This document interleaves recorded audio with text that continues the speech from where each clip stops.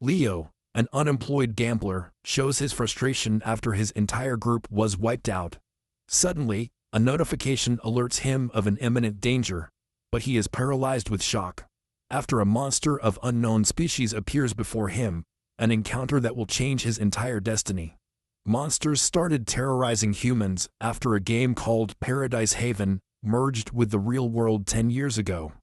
Monsters appeared all over the world, while the survivors of the monsters came to be known as players.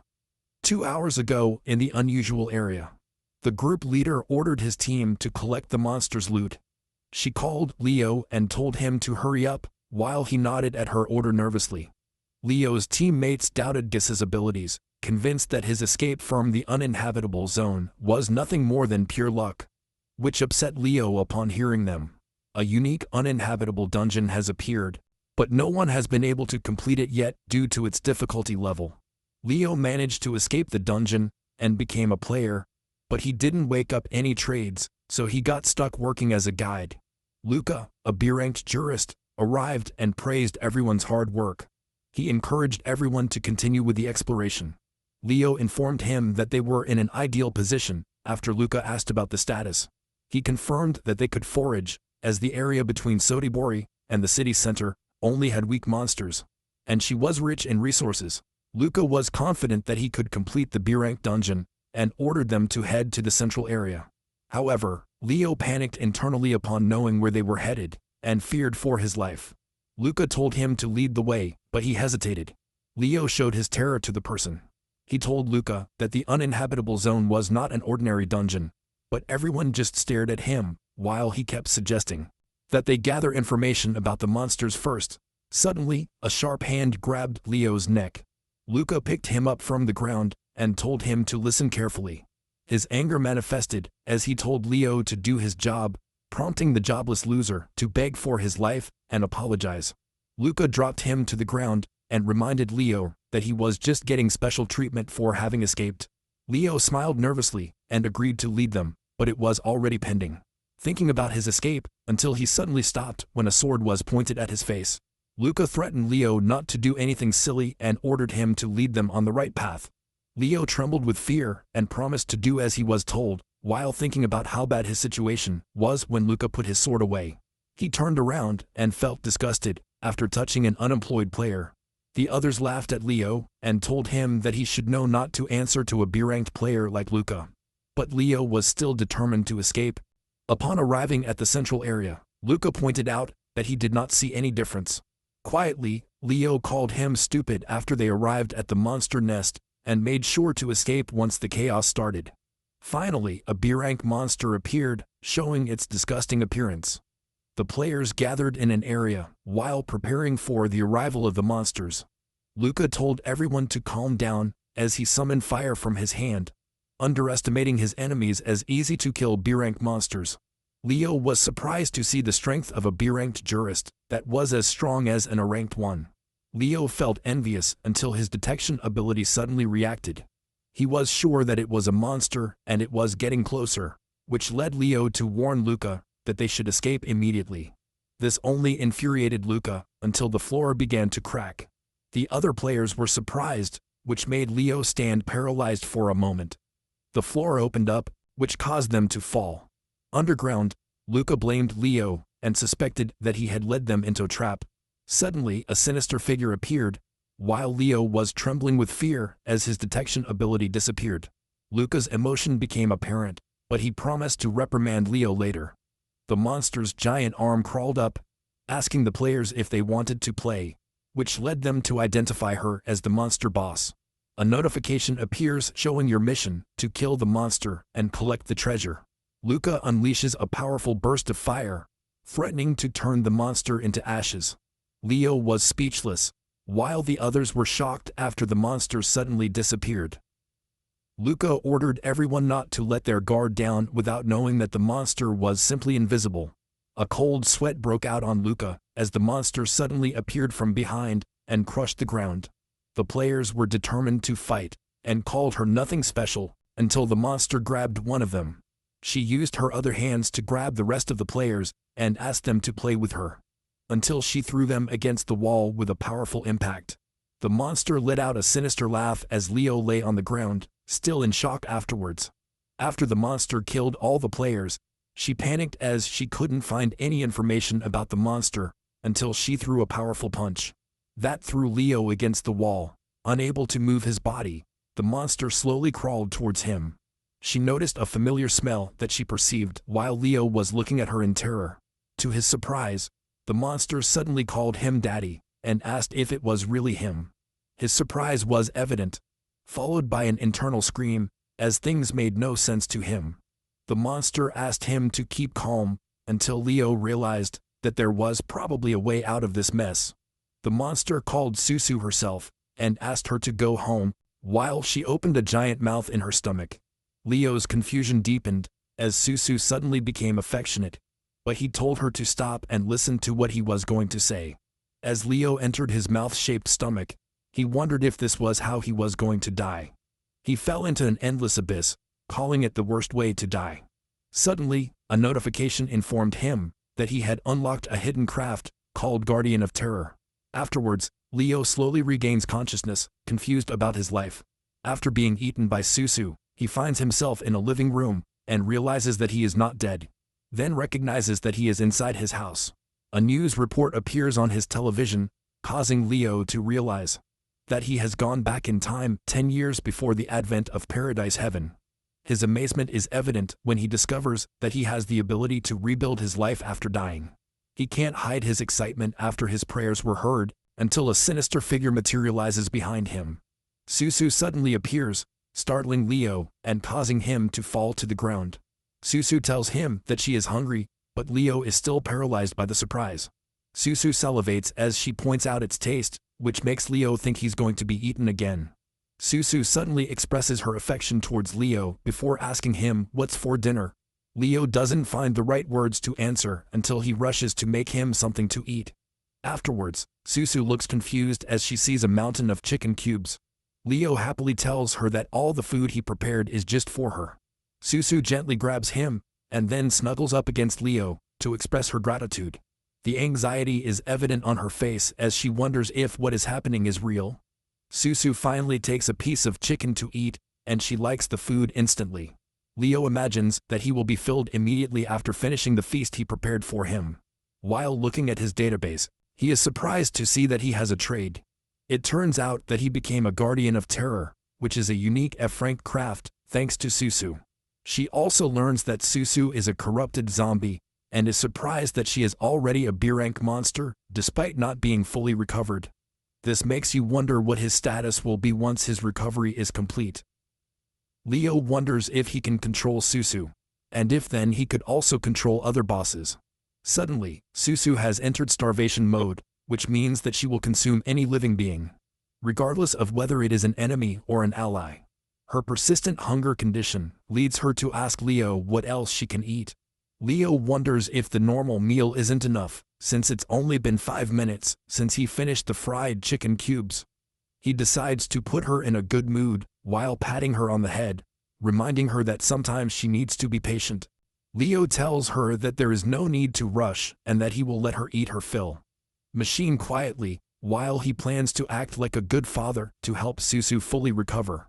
So completing a dungeon will be a piece of cake for him in the future. Leo is determined to get revenge, while Susu is surprised when he pats her on the head. Leo is speechless by his reaction, until Susu grabs him excitedly and promises to be a good girl. Leo is a little battered, and it's hard for him to breathe as he asks her to put him down. Suddenly, a threatening news report catches his attention, provoking Leo's disbelief.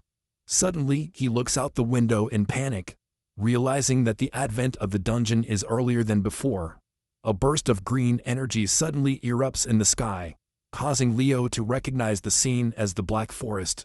In an instant, multiple eyes suddenly appear right in front of his face, marking the official manifestation of the Black Forest. Leo falls to the ground in terror, as confusion takes hold of him. Susu suddenly charges and calls the monster a pest. Her scarlet eyes show as she orders him to leave. Leo frees himself from the eyeball, which causes Susu to suddenly release her possessiveness over him. Leo panics and orders Susu to put him down, to which she obeys, and asks if it's time for lunch yet. Leo suddenly feels disoriented until he feels something strange, while he is surrounded by a green fog.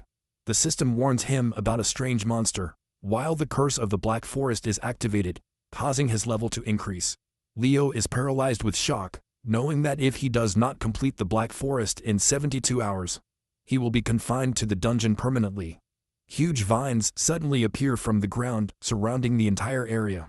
Ghosts of the forest suddenly appear with menacing laughter as Leo continues on Sok, noticing another problem before he's even finished dealing with Susu. Suddenly, she charges forward after seeing her food, leaving Leo confused. His salivating expression is shown when finding the delicious ones. Susu throws her arm at the ghosts, gaining more experience points as she eats them. Your satiety level instantly increases, unleashing your excitement. After consuming the monsters, he gets an ability called Wild Conversion, which lasts for 20 minutes. She can't believe how delicious her food is, so she continues to devour the ghosts. Leo is relieved to see that he can satisfy his hunger by eating monsters until he fully recovers. Suddenly, he shifts his focus to dealing with the curse, something he hadn't encountered before. Leo notices that the Black Forest dungeon should have been in the uninhabitable area of the Sakurite city. Realizing that the only difference is that Susu is here. Suddenly, she kindly offers him food, but he politely refuses it. Leo suspects that the dungeon wants to eliminate Susu, so she is also trying to kill him, who is her owner, using a curse. He panics because he needs to escape the dungeon for 72 hours unless he completes it. He wonders how he and Susu will cope with such a huge forest. Leo suddenly senses a danger until more forest ghosts ambush him from the ground. Susu approaches Leo while activating the Wild Conversion as a countermeasure. She is satisfied with the result after catching Leo. He confirms that he is fine after Susu asks him if he is okay. Leo smiles as he realizes that Susu absorbed the ghost ability, and then the monsters start to glow. Leo urges her to release the ghosts, but suddenly a massive explosion follows. 24 hours after the Black Forest manifested in the city of Naru, Luca tells his group not to be afraid, as he knows the weakness of his enemy. After all, he is a beta tester and urges them to just follow his orders. Suddenly, a group of frightened players run away from a massive impact, surprising Luca by realizing that they are facing a rank 2 forest ghost. The monster towers over him, confusing the players by seeing an unknown kind of monster. Luca tries to hide his panic as he tries to calm them down and promises a solution. He lets out a loud sigh until a bolt of energy suddenly streaks across the sky. The powerful lightning bolt is aimed at the monster, shaking the ground with a massive impact. Mina, an F-rank jurist, appears as the smoke clears, pointing out how easy it was to kill the enemy. Luca's spirits rise, and he gives the players a complicit speech. Everyone starts celebrating after the monster dies and they are saved. Mina is surprised at how good Luca is at influencing people after only knowing each other for a day.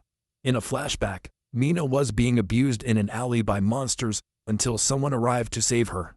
Luca defeated the monsters and invited Mina to join his group as he planned to complete the dungeon. He confidently introduced himself as a beta chaster and asked her if she was interested in becoming a heroine together with him.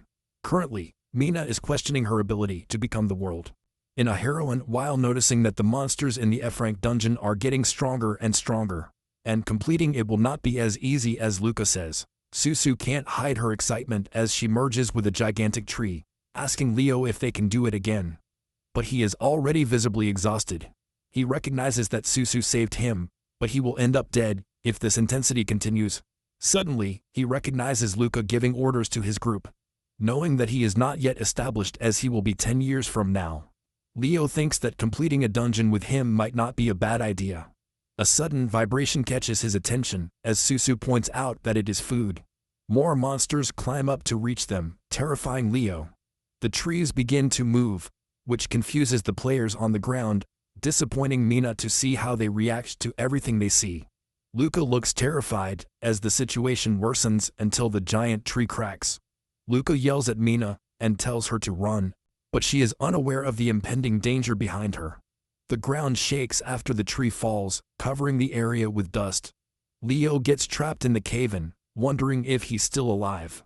Mina is visibly upset as she turns to Leo, warning him not to move after she accidentally cushioned his fall into an awkward position. Leo looks terrified as he explains that it was just an accident, convincing Mina that he was just nearby. A massive impact suddenly shakes the ground after Susu searches for Leo, alerting Mina of the impending danger. Susu finally finds him, surprising Mina. Leo thinks this is a good opportunity, until Mina gets up and charges her power to fight Susu. She declares that heroes do not run away from danger, and tells Leo that she will protect him, leaving him speechless. Mina assures her that everything is fine, confusing Susu, but the heroine dares the monster to attack her. Leo suddenly panics about how things developed, as Mina thinks Susu is an enemy. The heroine charges without hesitation, while Susu simply stares at the incoming attack. She is surrounded by blue laser beams, while Leo screams to be careful. A sharp arrow-shaped lightning bolt is aimed at the back of Susu's head as Mina unleashes her sacred cannon. She is sure that she caught the monster, but Susu simply crashes her opponent to the ground. He runs to the impact site to check if Mina is okay, hoping she's not dead. Then he realizes that he is just unconscious. Not knowing what to do with her, Susu suddenly asks if she can eat Mina, but he immediately replies that he is not allowed to eat humans. Leo recognizes Mina as a jurist in Luca's group, thinking that she will let him join her group if he saves her. However, it won't work if they find out about Susu, so he asks her for a favor. Leo asks her to hide for a while, which leads Susu to ask why. He explains that if she hides well, he will treat her to something delicious. Her excitement is evident as she obeys him, and he promises to seek her reward. The sinister Eye of the Black Forest appears, while a notification informs Leo that the effect of the curse has significantly decreased. He suspects that the curse was weakened because Susu hid, which makes him decide to keep it hidden, have Luca find the boss, and then have Susu defeat him. Mina finally wakes up, with a grimace on her face as she feels the pain. Leo greets her with a smile while Susu remains invisible. Mina asks what happened to the monster, which leads Leo to lie that Susu ran off somewhere and expresses his gratitude to the heroine. Mina is speechless, admitting that she does not clearly remember what happened before she fainted. She gets up confidently and tells Leo that they must go to a safe place, making their plans fit together. Suddenly, Mina asks him his name, but Leo gives her a fake one to hide his identity. Mina reaches out her hand to help Leo get up as he introduces himself. As Susu watches curiously, she suddenly feels a familiar feeling, but Leo whispers to her and asks Susu to follow him to get food. She obeys him without hesitation, while Mina warns Leo not to separate from her. In an abandoned warehouse, Luca sits worried as he asks his team if they have found Mina yet. Her gaze sharpens until she shouts to her team to hurry up and find her, pointing out how important she is to her group. Luca's subordinates try to calm him down while promising to keep looking for her. Silently, Luca notices how amazing Mena's special ability is, so he wishes for her to be safe. Suddenly, she arrives and tells everyone that it is no longer necessary to search. Mina greets Luca, instantly lifting his spirits. He seems relieved and welcomes her, then asks if Leo is her little brother upon noticing. Meanwhile, Susu realizes that only Leo can see her while Mina explains that she simply saved him on the way. Leo greets Luca with a cheerful smile, asking if he could join his group, and Luca accepts without hesitation. Luca pretends to give him a warm welcome, but quietly notices how suspicious Leo is, which leads him to use his unique ability to discover his identity. Luca begins his analysis, but Leo asks if there is anything he can help him with. Suddenly, an unknown warning sign appears, but Luca continues as he praises Leo for his motivation and asks him to call him boss. Suddenly, the query fails and Luca can't identify him, while Leo agrees to call him boss. Silently, Luca panics as he is unable to identify him despite multiple attempts. He gives Leo a sinister look, but he tries one more time. However, it fails again. Luca suddenly falls to his knees as a severe headache hits him. Leo asks if Luca is okay while Susu angrily protects him by releasing a sinister aura. Luca shudders with fear while panicking. He walks through it, leaving the room in silence. Mina asks Luca what's wrong, while Susu explains to Leo that she just scared him a little. Suddenly, a loud noise surprises everyone in the warehouse, followed by a massive explosion. Luca expresses his disbelief after his hideout exploded, wondering what's going on. His panic increases when he sees giant trees moving. Susu asks Leo if they should run, but he tells her to wait, as his detection ability is still active. He notices that the monsters are agitated and wonders if there is something that is exciting them. Suddenly, he notices something strange in the fire, which prompts him to draw everyone's attention. Leo tells them to move away from the fire, explaining that rank 3 wooden yokai are approaching. A massive explosion erupts, followed by the monster coming out of the fire and emitting a guttural sound. The players are shocked, while Luca can't believe how Leo knew about the wooden yokai and suspects that he has savior potential like him. Suddenly, Luca thinks too much and thinks that Leo will take his place. He notices that the bonus for defeating the boss of the Black Forest keeps increasing, thinking that Leo plans to become a leader and steal the bonus. Luca generates an item, noting that during the new player protection period, each dungeon can only have one savior. With a confident look, he is determined to make Leo regret having entered his dungeon while holding his gun. Luca orders everyone to follow his orders and start counterattacking, until Mina warns him to be careful, but he can't react, and flies out by a powerful impact. A massive explosion explodes in the warehouse, leading Mina to declare that they can no longer trust Luca, and orders Leo to get everyone out while he can. She grabs him sharply, asking if he understands, and he confirms it despite the pain. Silently, La observes how strange it is that the wooden yokai are evolving, even though the curse has been reduced. The monsters gather inside the blazing fire and violently charge at the players. Mina orders Leo to hurry up as she throws him to the ground, but he expresses his defiance. Suddenly, Susu can't contain herself anymore and starts eating the yokai. Susu starts to rebel and attack the monsters while getting close to her treats. Susu collides with the hugging fire as Men expresses his surprise at seeing her again. Susu feasts on the yokai like she's eating roasted barbecue, devouring the burning monsters without hesitation. Leo notices that Susu is staying focused on the food despite the growing danger to him. Leo checks his timing ability, which randomly grants him an ability of his monster saved for 20 minutes. Without hesitation, he uses his only ability, while wondering if he can control the boss of the Black Forest and break the curse as well. Suddenly, Mina grabs Leo's shoulder, urging him to escape as the situation becomes more dangerous. But Leo tells her that now is her chance, leaving her confused. Leo confidently declares that he will defeat the boss, while the monsters are distracted, revealing that Luca should know where he is. He also tells her that they won't stand a chance if the wooden yokai keep evolving at this rate, and Mina agrees. She grabs Leo and tells him to hold on tight while they get going. Meanwhile, in the underground ruins of Naru City, the boss of the Black Forest hides and notices that she has finally found her creator. She lets out a naughty giggle while hiding in her territory. Meanwhile, Luca finally locates the boss hideout by how fast the flowers grow and smell. He quietly plans to defeat the boss while the others are distracted, as he cares more about the bonus than anything else. A high-pitched noise suddenly squeaks in their heads, surprising Luca. Her eyes suddenly glow as if they were being infected by the scent. Confusion fills the room after waiting for only one F-level dungeon, but Luca tells them not to panic. He notes that the difficulty has only gone up a little and urges everyone to move forward. A low-ranked player suddenly stops him and asks if they even have a chance, infuriating Luca instantly.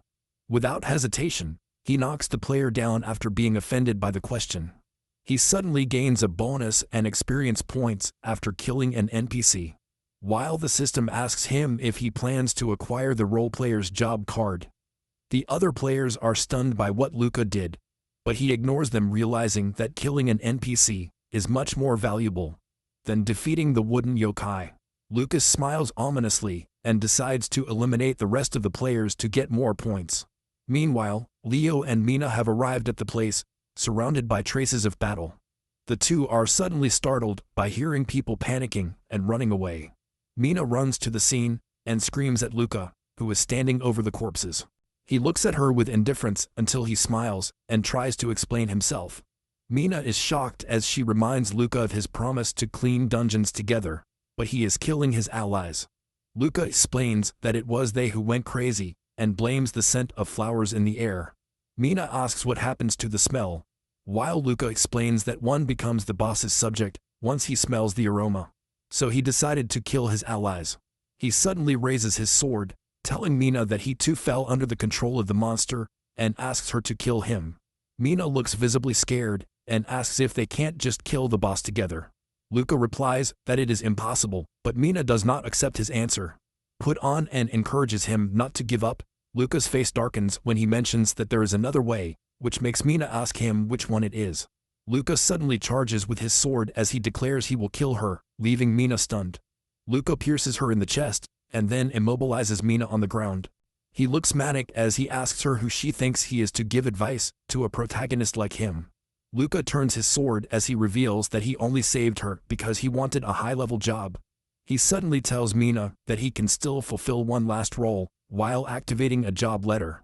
The system notifies that the target is still alive, and asks if he plans to forcibly steal the work letter, which Luca confirms.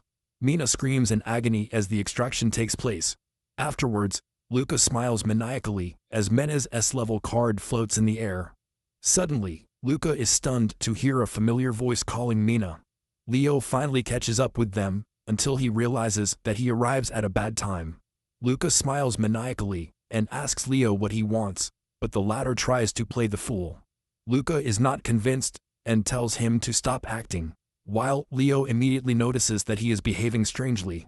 Quietly, Leo feels bad for Mina, but he needs to save himself first, and escape. Luca's body lights up with Mena's powers, and he threatens Leo that he won't get anywhere. Leo is stunned after Luca has locked him in with his role, which is a physical manifestation of an awakened job when he doesn't have one. Luca reveals that he thought Leo was going to usurp his position, but he was mistaken in thinking that the latter would not take a look at Mena's S-level ability. Quietly, Leo is confused and surprised to learn that Mina is a class player. Luca suddenly declares that the reason the dungeon changed was because they were both time-traveling saviors, suspecting that Leo increased the difficulty level. Leo sweats with terror upon learning that Luca is a time traveler and remembers different types of them. There are those who save people just for fun, brutes who kill people virtuously, heroes who sacrifice themselves for others, and many more. His abilities are full of unknowns, which drives Leo to understand his opponent better. Luca suddenly asks what Leo's goal and bonus are. But Leo needs to buy time until Susu reaches him, so he smiles confidently. He tells Luca that he is surprised that his opponent found out, and admits his accusations. It is not difficult for Luca to believe his lies. While Leo goes on and shares that he snuck into another savior's dungeon when it opened, causing the difficulty to change as well as the bonus value. Luca smiles and thinks that Leo must be pleased that his plan is going well. Quietly, Leo notices that Luca believes everything he says, so he decides to act the part thoroughly. Leo laughs maniacally and declares that Luca should thank him for making the dungeon more exciting. Luca agrees with him, as the bonus has already changed, while Leo silently celebrates that his opponent keeps falling for his lies.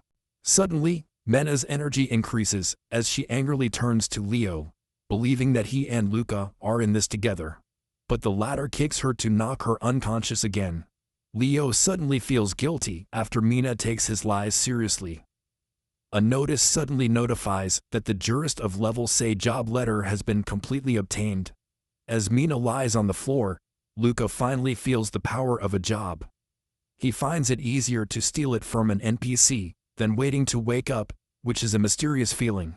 Leo suddenly asks Luca if they should cooperate in the future, but a powerful aura stops them. Luca seems surprised to see the players and the wooden yokai attacking, as he blames Leo. Luca questions his proposal to cooperate, believing that he called the monsters, which leaves Leo speechless. Luca extends his energy as he is not bothered by the impending danger. He charges forward, aiming directly at Leo without hesitation. Luca's demonic expression is shown as he rejects Leo's proposal to work together. What follows is a powerful explosion that covers the surroundings with dust. When the smoke clears, it is revealed that Susu arrived in time to stop Luca. He angrily tells her to let him go and declares that he is the savior. Susu's scarlet eyes glare at him, and he replies that he doesn't need a savior, revealing his intentions to find his creator. Luca expresses his confusion until he ties up while looking at Leo.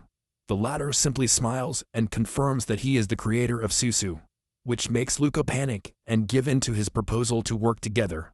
Susu hits the ground while defending her creator's honor until she gets tired and starts to get sleepy.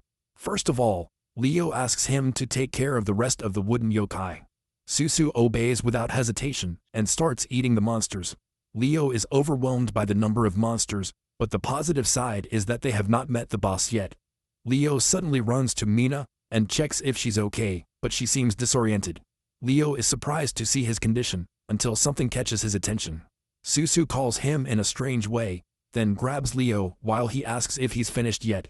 Susu hugs him as she falls asleep, saying that she will protect him. Leo seems worried as he tries to wake her up, finding it strange that she suddenly fell asleep, and the monsters also became inactive. Leo also notices that his curse has disappeared. The tree begins to move and summons the boss, who notices that Leo is unaffected by its power, and realizes why Susu calls him her creator. Leo's eyes widen in surprise, but he immediately activates his timing skill that randomly selects the skill of his saved monster. Whispering Flower, an advanced C-rank boss, laughs maniacally and declares that they are her prey. Leo instantly uses the ghost transformation, which lasts for 20 minutes, dodging Floor's attacks. He can escape while being invisible, but Susu is still in danger. To her surprise, Floor sees her invisible form and tells her that she will not be able to escape from it, revealing that all the plants around her serve as her eyes and that the fragrance of the flowers Leo inhaled is also part of her. Leo feels trapped and can't find a way to escape, so he asks Floor what she wants. The boss suddenly admires Susu, noting that she is very particular about her food. Leo is disgusted to realize that Floor plans to eat Susu from the very beginning and not him. She confirms it and reveals that she ate Susu's eye before, which gave her intelligence, and she needs to keep evolving to win someone's favor. Leo assumes that he is referring to a human, only for Floor to get angry and declare that the person he is referring to is not like Leo. Floor reveals that he is the creator and god of monsters, while Leo, who only keeps a monster, is nothing more than an imposter. Leo is surprised that she knows his work, while explaining that even though the god of monsters is Susu's own creator, she still calls Leo father and even gave him her power. He accuses Leo of manipulating a monster and asks if he is trying to imitate the god of monsters.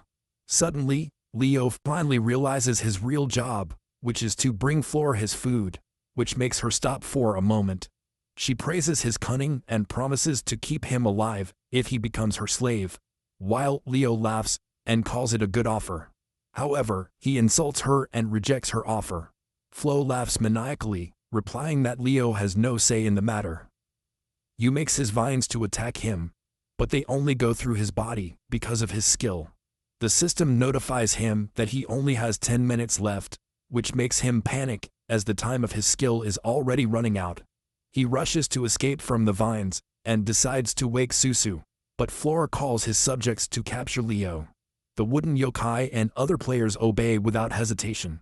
As Leo's anxiety mounts, he wonders if there really is no other way until he sees Mena's job letter. If Luca could use it, he's sure he can too. Leo grabs the letter instantly, only to be informed that the work Awakening is not available. Leo's frustration and disappointment are evident until his phantom transformation finally expires. Leo refuses to give up and activates the synchronization skill again. This time, he plans to use Susu's Eye of Truth. As he activates, Floor berates him for relying on Susu's abilities again. Without hesitation, she stops him with her powers, hitting Leo with a very sharp headache. The timing is immediately blocked as Leo lets out a guttural scream of agony. Floor tells her to fall into a deep sleep and die inside her memories. Leo's right eye glows, and he wonders if he is seeing his true form. Floor turns into an eye surrounded by tentacles as she claims his body and calls him a slave. The system notifies that his spirit has been corrupted, which is unique in the higher level dungeons, and makes him wonder if he really is in an F-rank dungeon. Leo closes his eyes and remembers that Susu killed him in his life previous, and then he wonders if he's going to die because of her again. He wonders if meeting her was good luck or bad luck, until Leo lies alone in a room bathed in a white light. Suddenly he wakes up surprised, realizing that he is not dead yet.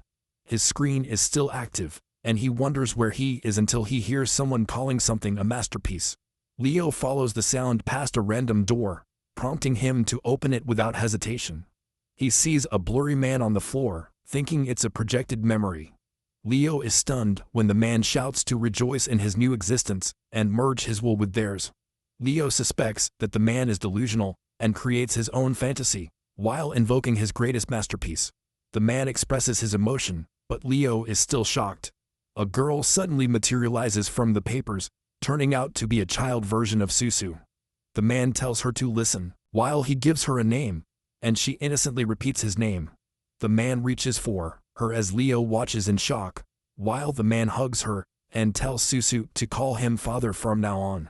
Susu smiles innocently, which confuses Leo as the bloodthirsty image of her appears in his memory. Leo tries to calm down, realizing that he is inside Susu's memories, but he can't ignore the fact that he looks different. Suddenly, the man calls her big play and asks if she is ready, which only confuses Susu. He clarifies that he meant for her to join him to save the world. Then the projection suddenly fades out, while Leo complains about how little information he has gathered and wonders what the man is looking for. Suddenly, something catches his attention, realizing that it was only the opening act. Another random door suddenly appears, but Leo is sure that they are obviously attracting him. Despite everything, he decides to open the door and hears Susu's excited voice. The man shows his latest research to Susu, which is capable of transforming all things, including his name. It features the first whispering flower form, a flower with animal features. Leo instantly recognizes the boss of the Black Forest, but the man notices that the flower is missing something, unlike her perfect Susu. He smiles and describes the dilemma he is in until Susu hugs him and offers to help. She smiles innocently and asks if there is anything she can do to help. Leo finds the scene so tender that he wonders why he had to transform into a monster, while the man tells him that he needs his power. The man asks for her consent, which she gives immediately without hesitation, until he reveals that he wants something that only she possesses. The mood changes to an ominous tone when he points his eye at her, leaving Leo paralyzed by surprise. To her surprise, Susu smiles and obeys, which leads her to take out her eye without hesitation. Suddenly, Leo's eye throbs as he feels Susu's pain as she reaches out her hands towards her creator. Susu is clearly trying to please her father, so that he doesn't have to ask anyone else for help. Meanwhile, Leo falls to the ground grimacing in immense pain, while the man praises Susu for obeying him. Leo continues to scream while reacting in disbelief, as the man calls Susu, telling her to witness the power of his eye. Floor devours his eye without hesitation, causing the creature to react and transform into its final form. The man confirms that it worked, but Leo suddenly charges at him. Her eyes burn red as she calls the man a monster for using her own daughter for inhumane experiments. Leo punches the figure only for the projection to fail. Leo falls to the ground while calling the man a criminal, which causes him a depression when feeling Susu's pain. Suddenly, 3 random doors appear, but they begin to multiply, which surprises Leo, confused for not having touched them.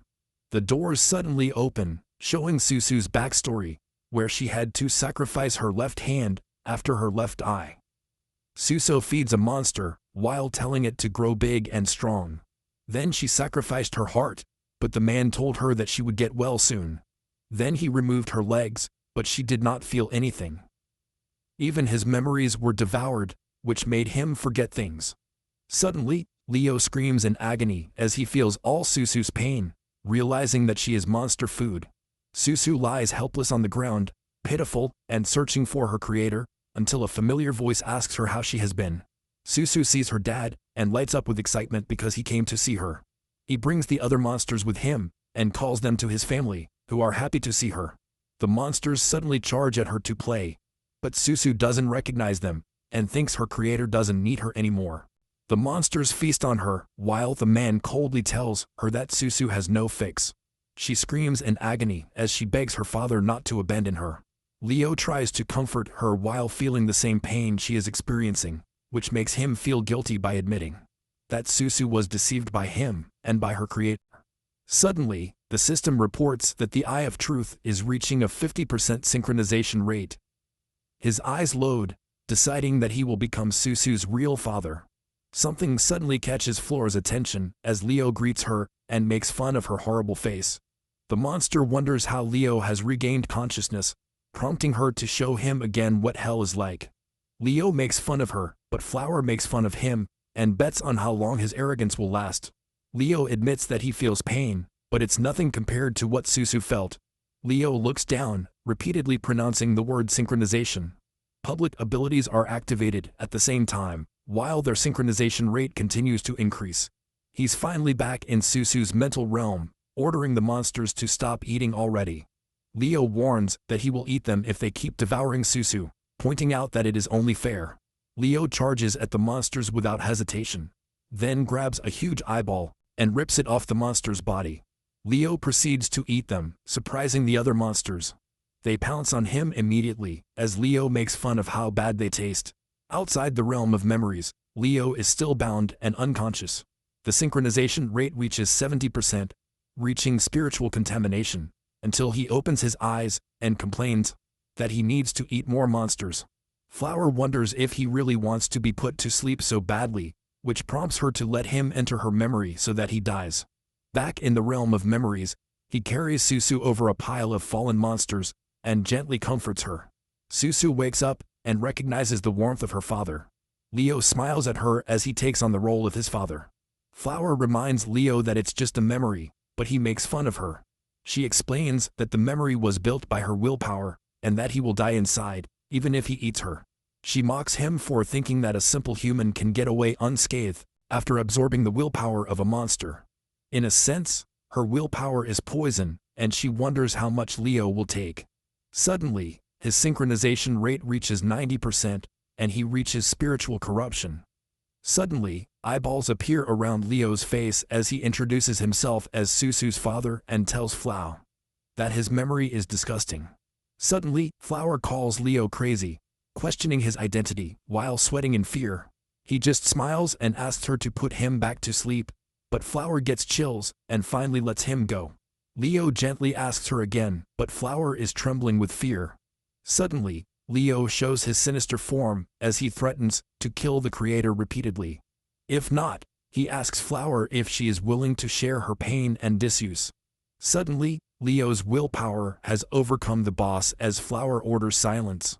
The system asks if he will stay with the sea-level boss while the monster crushes the ground.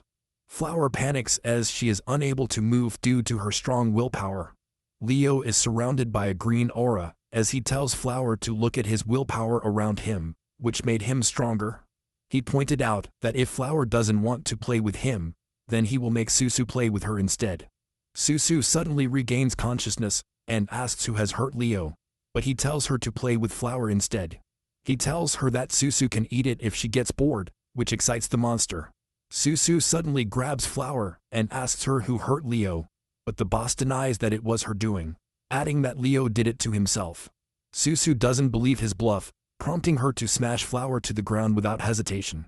Suddenly, Leo runs to Mina, who is still breathing, and questioning her identity. He simply replies that he is the father of a stubborn daughter, then holds the sword stuck in her body, and asks her to endure the pain. Leo pulls out the sword, provoking Mena's reaction. She knocks him down immediately, asking him if he's still going to lie, and accusing him of working with a madman. She points the sword at him, but Leo tries to explain that Luca was the only one who cheated on her. He adds that he would not have healed the wound if he were his enemy, which makes him stop when he realizes that the bleeding has stopped. Leo explains that it was only a temporary measure and asks him to move the sword. Then Men starts apologizing for the misunderstanding.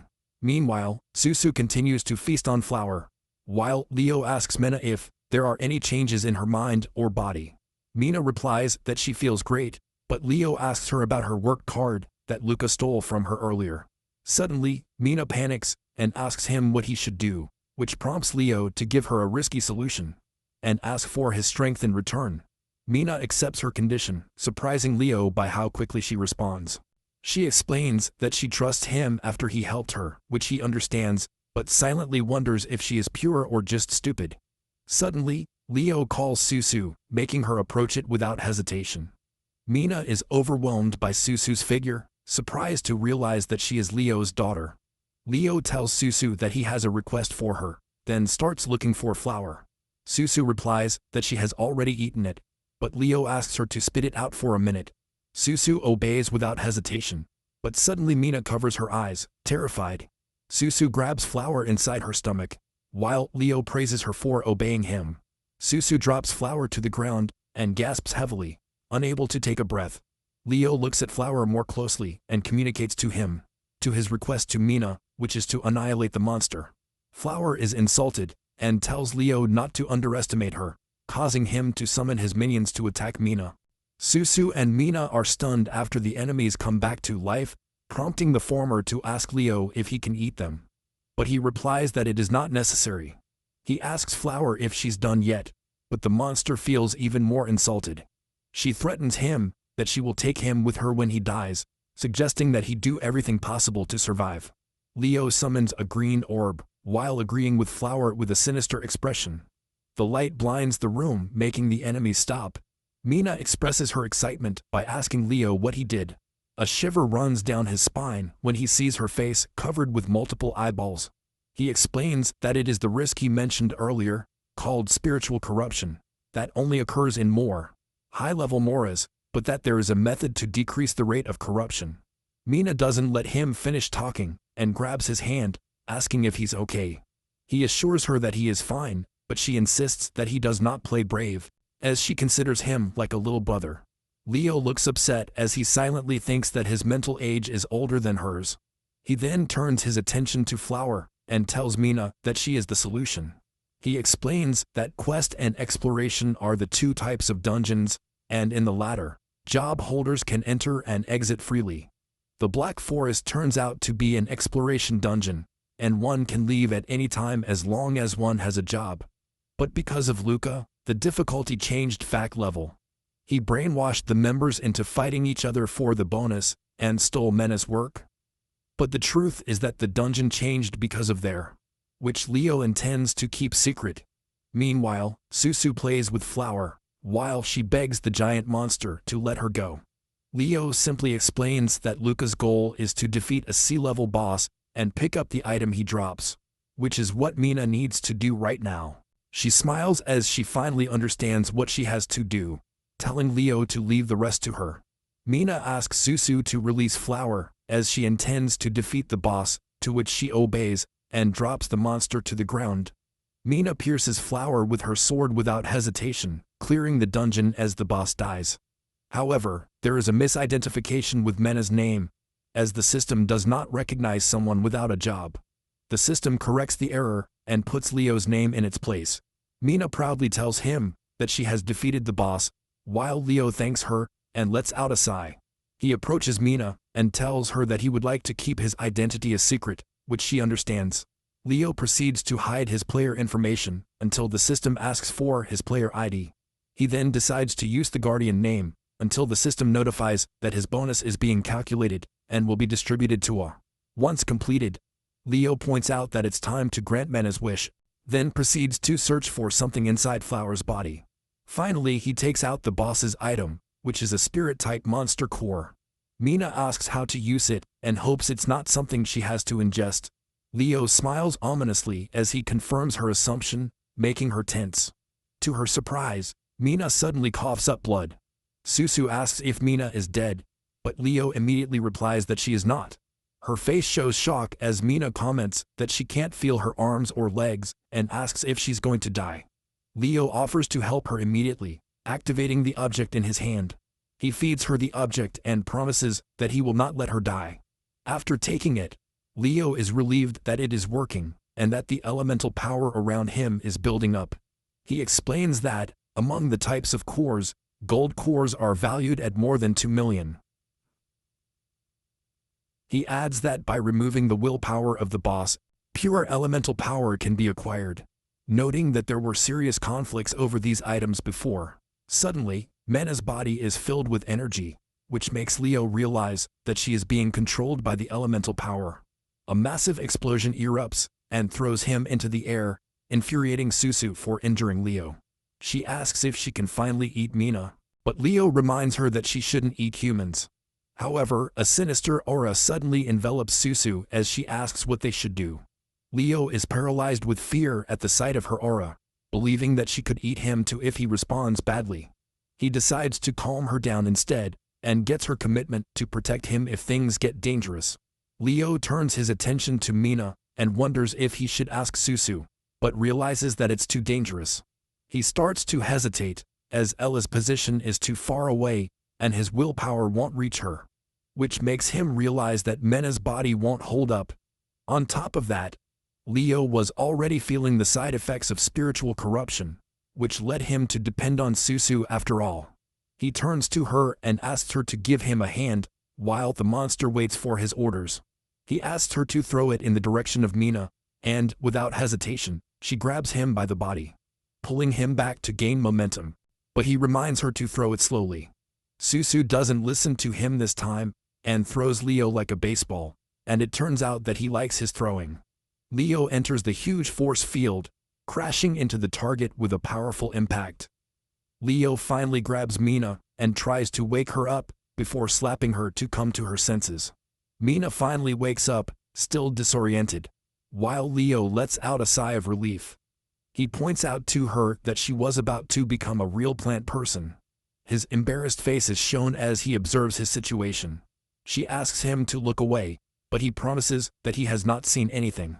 Suddenly, Mina notices the effects of spiritual corruption on her hand and asks if she is okay, but Susu suddenly threatens her. By thinking that Mina has hurt her dad, Leo stops her and explains that Mina is his friend, leaving Susu speechless as she throws the work card to Mina to return it to its rightful owner. He tells her that she should be able to use it by now, asking her to keep her identity a secret while he leaves the dungeon. Mina is speechless as Leo and Susu walk away, but Mina asks for at least her real name. Leo and Susu stop while Mina asks if the secrets are for Susu's sake.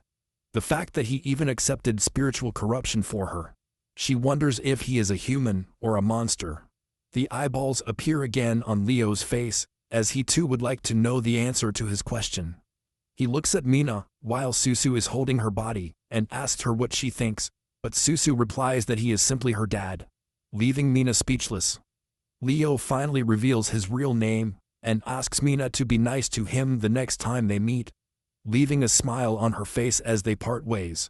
The system officially announces that the Black Forest dungeon has been cleared in almost a day. The players are shocked to find out the news, curious to know the player ID while the ranking is being updated. The Guardian alias appears on the leaderboard. 10 hours after the Black Forest was cleared, the Apparition Association arrived late at the subway car garage. Sharp claws strike the ground, while Two Heads investigates Flower's warm corpse, condemning the cruel act. Two Heads reiterates that the body is still warm, and asks if they should tell their colleague. But Renbone tells him to keep quiet. He pointed out that whoever killed Flower must be familiar with the vital points of spirit-type monsters. Falmina takes a step forward, while acknowledging the loss of her siblings, while Das Cabezas criticizes Weso Ren's rudeness. Falmina wonders who killed Flower and recognizes that she was the closest to her creator. He suddenly asks Shell to project images from before he died, which he obeys without hesitation. Shell throws a red ray out of his eye, summoning a swirling vortex.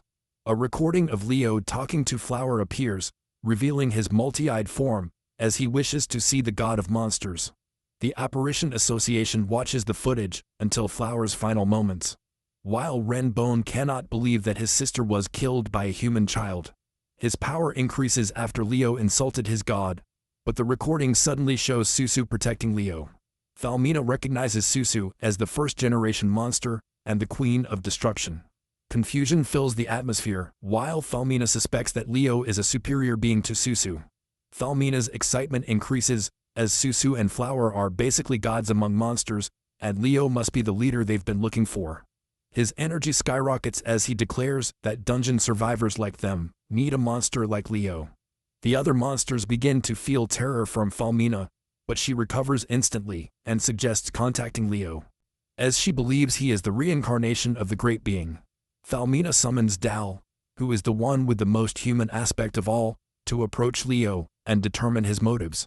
Dal obeys his order without hesitation.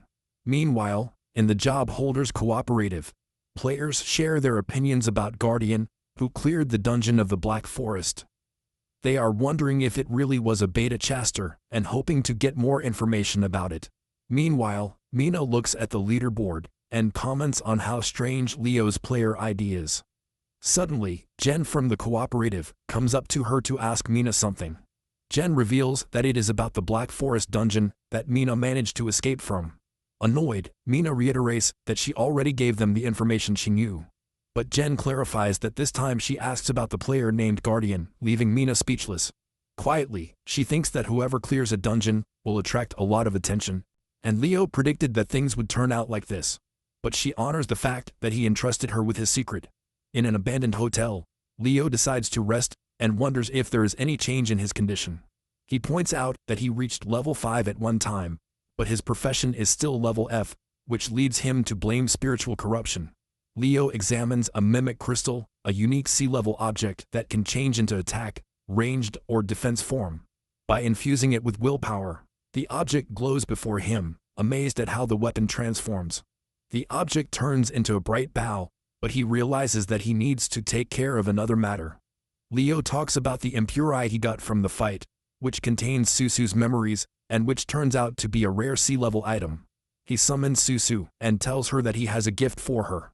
While holding the impure eye, he asks her to come closer. Leo returns the eye and declares that it is finally complete. Both his eyes light up. His presence increases as he notices the strange sensation he is experiencing. Leo is overwhelmed by her powerful presence until he realizes that the father in his memories is not him. She worries that she will suddenly stop perceiving him as her father, so she prepares her new weapon just in case. To his surprise, Susu's affection for him only gets stronger. Leo gently tells him to put it down, then proceeds to check if his status has changed. It turns out that Susu was promoted to a level monster. Suddenly, Leo's arm burns with pain due to the side effects of the corruption. The pain increases as he falls to the ground, wondering if it was because he used the willpower he previously had under control. Leo suddenly collapses, which makes Susu worry about her father. Leo is covered in sweat while Susu carries him in his sleep. She notices his affected arm and realizes that he is injured, blaming herself for not protecting him while laying him on the bed. He wishes her to recover soon, until a fragment of memory appears in his mind, where he talks to his creator about creating a utopia. She asks what it is as the man suddenly takes the form of Leo. He explains that it is a place where everyone can live happily, and that it is brimming with hope. Susu suddenly returns to her original form, holding her father's arm to comfort him. She lies on his chest and says that she remembers now, sure that their relationship as a father and daughter is real. Meanwhile, Leo slowly wakes up and realizing that he is still alive. He remembers that the pain of spiritual corruption made him faint. Leo suddenly experiences a hallucination in which he sees multiple Susu greeting him. He freezes from the impression when he realizes that Susu is upside down. Suddenly his arm gets worse, so he meditates to keep it under control. He concentrates to control willpower, making the side effects subside for now. He remembers that he used the same method to polish his detection skill before, surprised that he could use it to keep the willpower under control. Susu pounces on him with sparkling eyes as he recoils in shock. She crawls up to him with a crazy smile and tells him she's hungry. Leo forces a strained smile as he asks if there is anything left from his previous hunt. Her expression hardens as she wonders why a girl is showing up again. He keeps his distance while she stands there in silence, her eyes fixed on him. He lifts up his shirt and shows the crystals stored inside his stomach. He pats her on the head with a tired smile after confirming that he ate almost everything. He explains that the monsters he eats turn into crystals that can be sold. He tells her that he will get her real food soon and takes the crystals away from her. She nods excitedly with a cheerful response. A tall building shines in the morning sun in Hetzerin City. Leo leaves with Susu following him as he notices how quickly the Job Holders Cooperative was formed. Leo adjusts his hood as he decides to sell items on the black market. Several vendors are sitting in a dark underground space, already trading dungeon goods. One of them is Tokura, who will become the head of the city in 10 years. Leo approaches with a friendly smile and says he wants to sell dungeon resources. Tokura in between closes her eyes suspiciously, gestures for Leo to leave, and assumes that the items are stolen. While Susu silently expresses her dislike for him, Leo insists that the objects are not stolen and faces it with confidence. He opens his hand to reveal several green crystals. Tokura grabs one in a soka state as she realizes how weird it is. He backs away uncomfortably, not knowing if he should trade with something unknown. He starts scanning the crystal through his screen. The results reveal its high purity, surprising him that it comes from the Black Forest. Leo shrugs his shoulders and says that, if asked, he will claim that it is his own technique. Tokura smiles and offers to buy everything. He proposes a high price and seals the deal with a handshake. Susu calls him again, while Leo tells her that they will find something good to eat. Leo looks at his phone with a slight smile. Remembering his past struggles, Susu warns him that there are people following them. Leo turns around with a sly smile and sees a group approaching, while noticing that Tokura sold him to the first few of change. At the same time, Tokura reports on unusual goods through life. From one, he shouts it to his boss, thinking that the crystals might reveal more about a certain player. The chief praises the report and orders to continue the surveillance. Susu worries that they have come to capture her as the group starts attacking, but Leo tells her that they are looking for him and not her. Then she asks if she can eat them, but Leo says no. The men are yelling at each other to get him. Leo is startled when they suddenly pounce on him. He grabs Susu and runs off with the group chasing him. Susu floats by his side, enjoying the chase as if it were a game. The pursuers scream again as they struggle to keep up with him.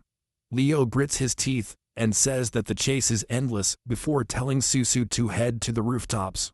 She responds forcefully as she clings to him. Leo jumps up, leaving the stunned group below. They gasp in disbelief as they watch him fly towards the roof. His feet land sharply on the edge of the roof. Susu floats behind him and admits that she wanted to eat them, while he realizes that men are just normal people.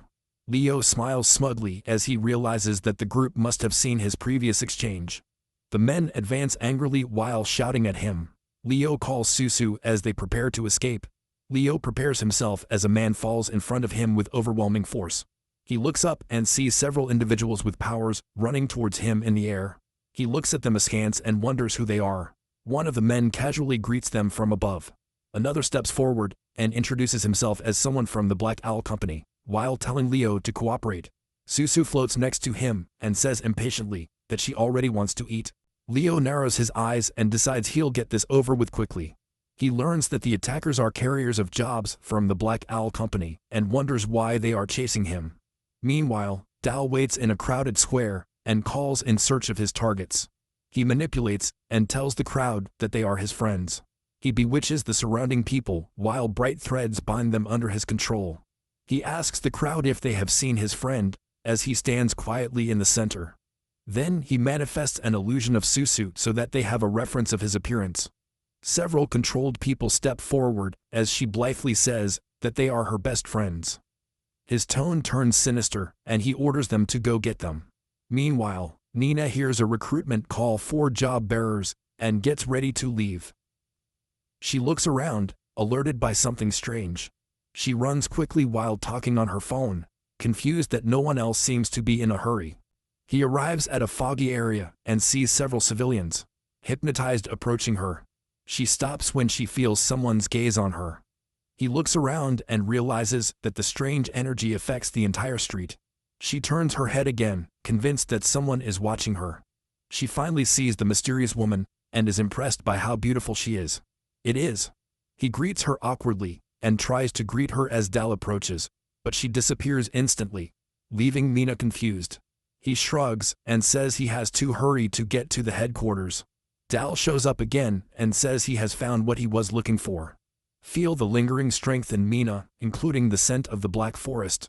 The controlled crowd approaches and gathers around him as Tal watches. She decides to be kind to Mina for the sake of the great being, while Mina suddenly feels exhausted and wonders if she has been in too much of a hurry. Leo stands in front of the Black Owl member and insists that he is just a miscellaneous goods seller with no special goods. He tries to casually offer information about where he gets his items. One of the attackers swoops in and tells him to stop playing dumb. Another throws a blow at him, threatening to make him a chrome. Leo dodges it at the last second, downplaying it as if it had been narrowly. He tries to calm everyone down while the men surround him. He prepares to speak, but another attacker pounces on him. Susu laughs and enjoys the chaos behind him. Leo gestures and begins to explain where his goods come from. The attackers hesitate, calling him interesting as their leader watches, until he orders them to give Leo a beating. Leo freezes over when the group suddenly surrounds him again. One of the attackers throws a punch at him as he screams in confusion. Another man comes forward and asks if Leo knows the fast player from the Black Forest. Leo looks at him with wide eyes, not knowing what he means. The system displays the description of your title, revealing a speed increase skill. Leo's hand itches as he wonders if the bonus for completing the Black Forest has really changed him. He winces in pain as a prick travels down his arm. The man extends his hand with a swirling energy and says that they are looking for the fast player with the title of Kipper. Susu watches excitedly and points out that Leo is floating. The man smiles and asks Leo if he knows where that person might be.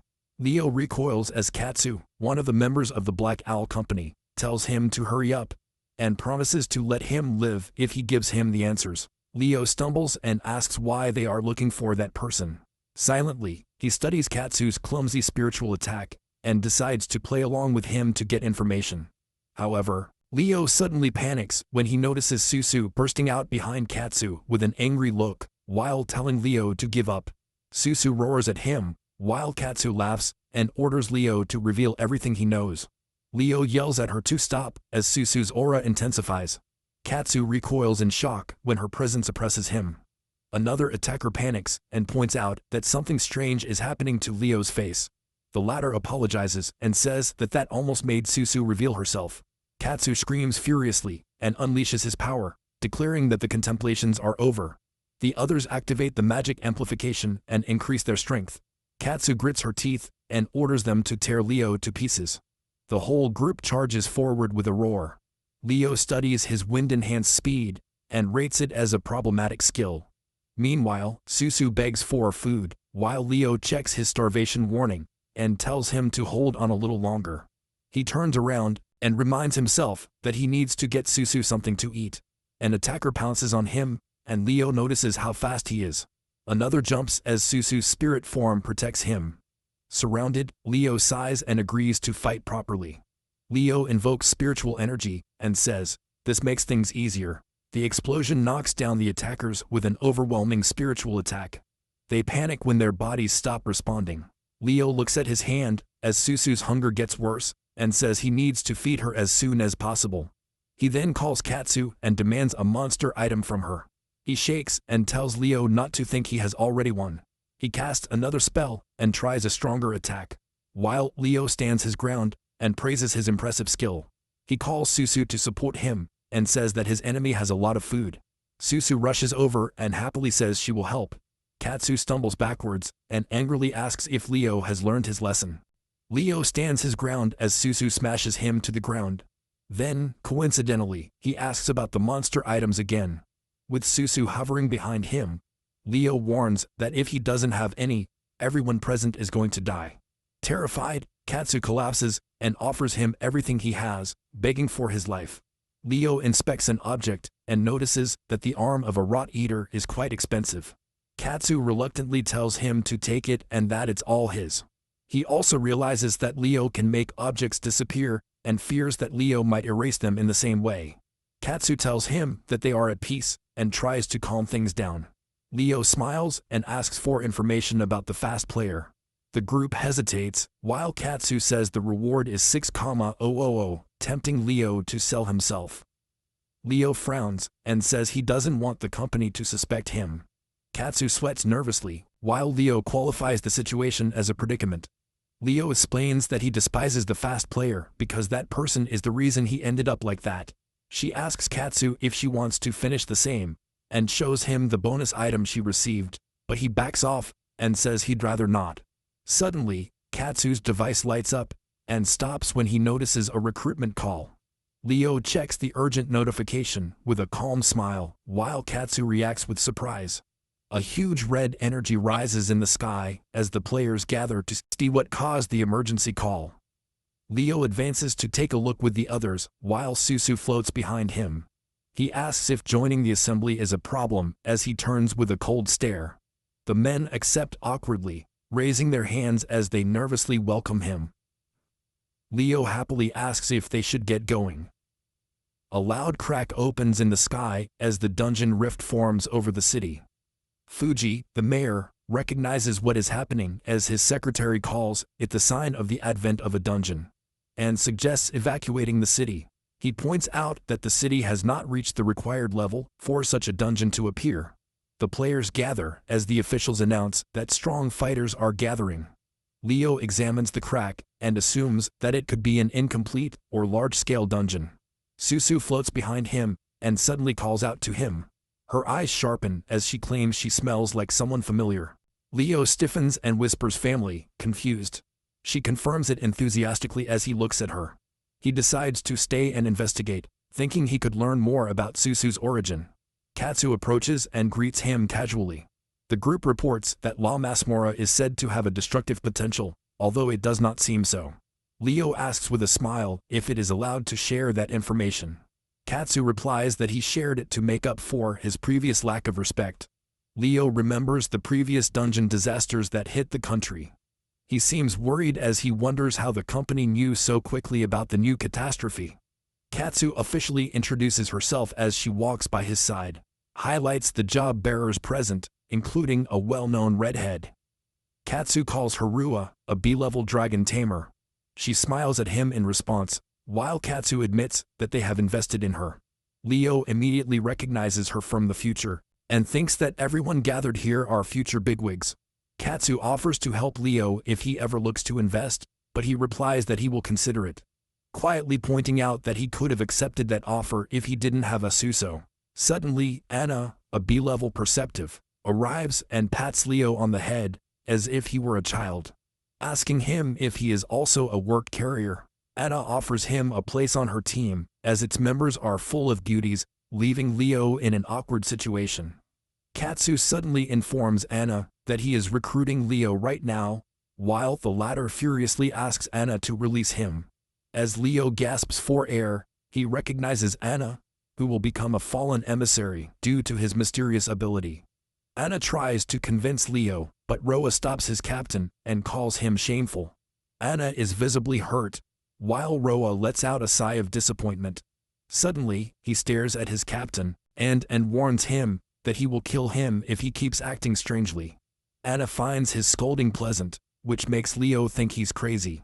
Roa apologizes for his captain's behavior while dragging him away and asks if he really wants Leo on his team. Anna confirms this as she feels a potential extraordinary in him, not knowing that he also possesses the power of Susu. Roa can't believe it, while Katsu warns Leo to stay away from Anna.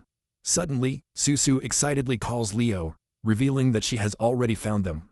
Leo realizes that Susu has found a trail and quickly wonders whom he has detected while discarding Anna, then stiffens when he sees Mina walking in front and remembers having seen her before, which leads him to scan the crowd and decide he should avoid anyone who knows him too well.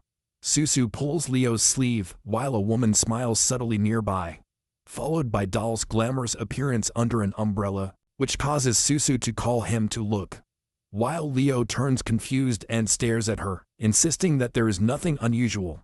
Susu asks if he really can't see what's going on while Leo hesitates, then Dao looks at him directly and declares that he has found him, prompting him to pull Susu as he agrees to move before Katsu intervenes. Discuss about the dungeon that is about to appear, while the mayor starts a formal announcement. Fuji reveals that an incomplete level dungeon will be coming soon, declaring it a major threat to the city.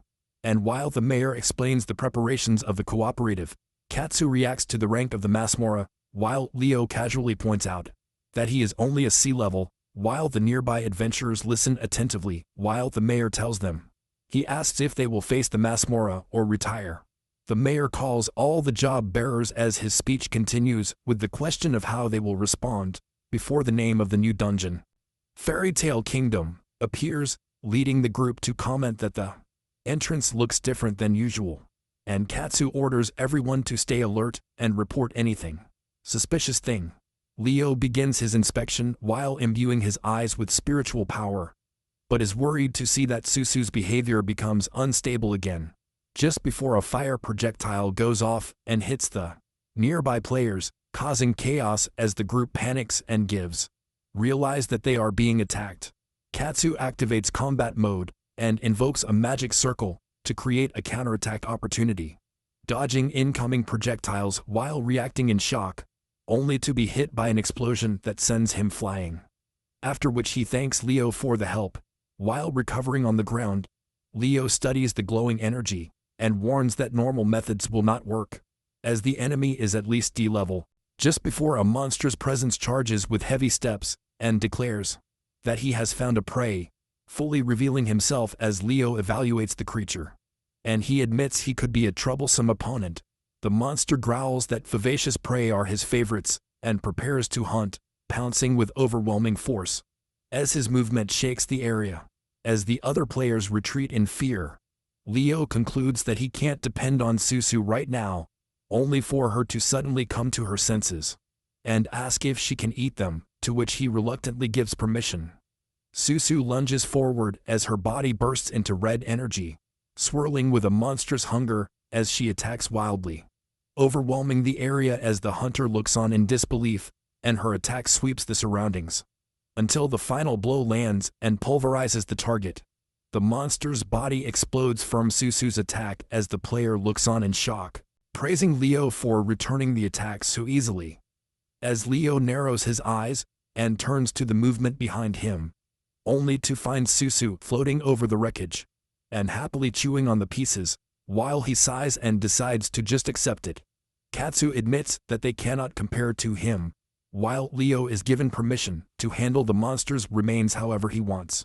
And when asked what they should do next, he pauses to consider his options, finally deciding that it's too risky to explore the forest anymore since Susu suddenly used spiritual power. So he suggests regrouping with other teams in the hope of finding someone familiar with the route.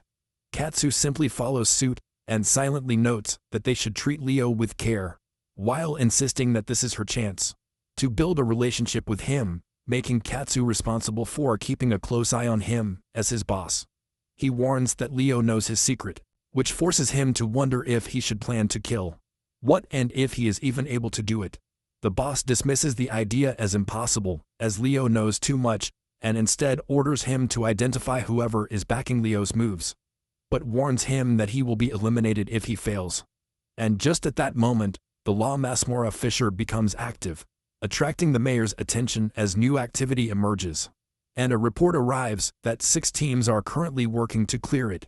The secretary explains that there have been casualties, but the situation remains under control. When Mina suddenly arrives, calling the mayor and Jean, requesting to join as well, also to the Masmora. But the mayor calls her an important combat asset who should remain on hold unless she has another reason for wanting in, leaving her unable to disclose because she can't tell the truth.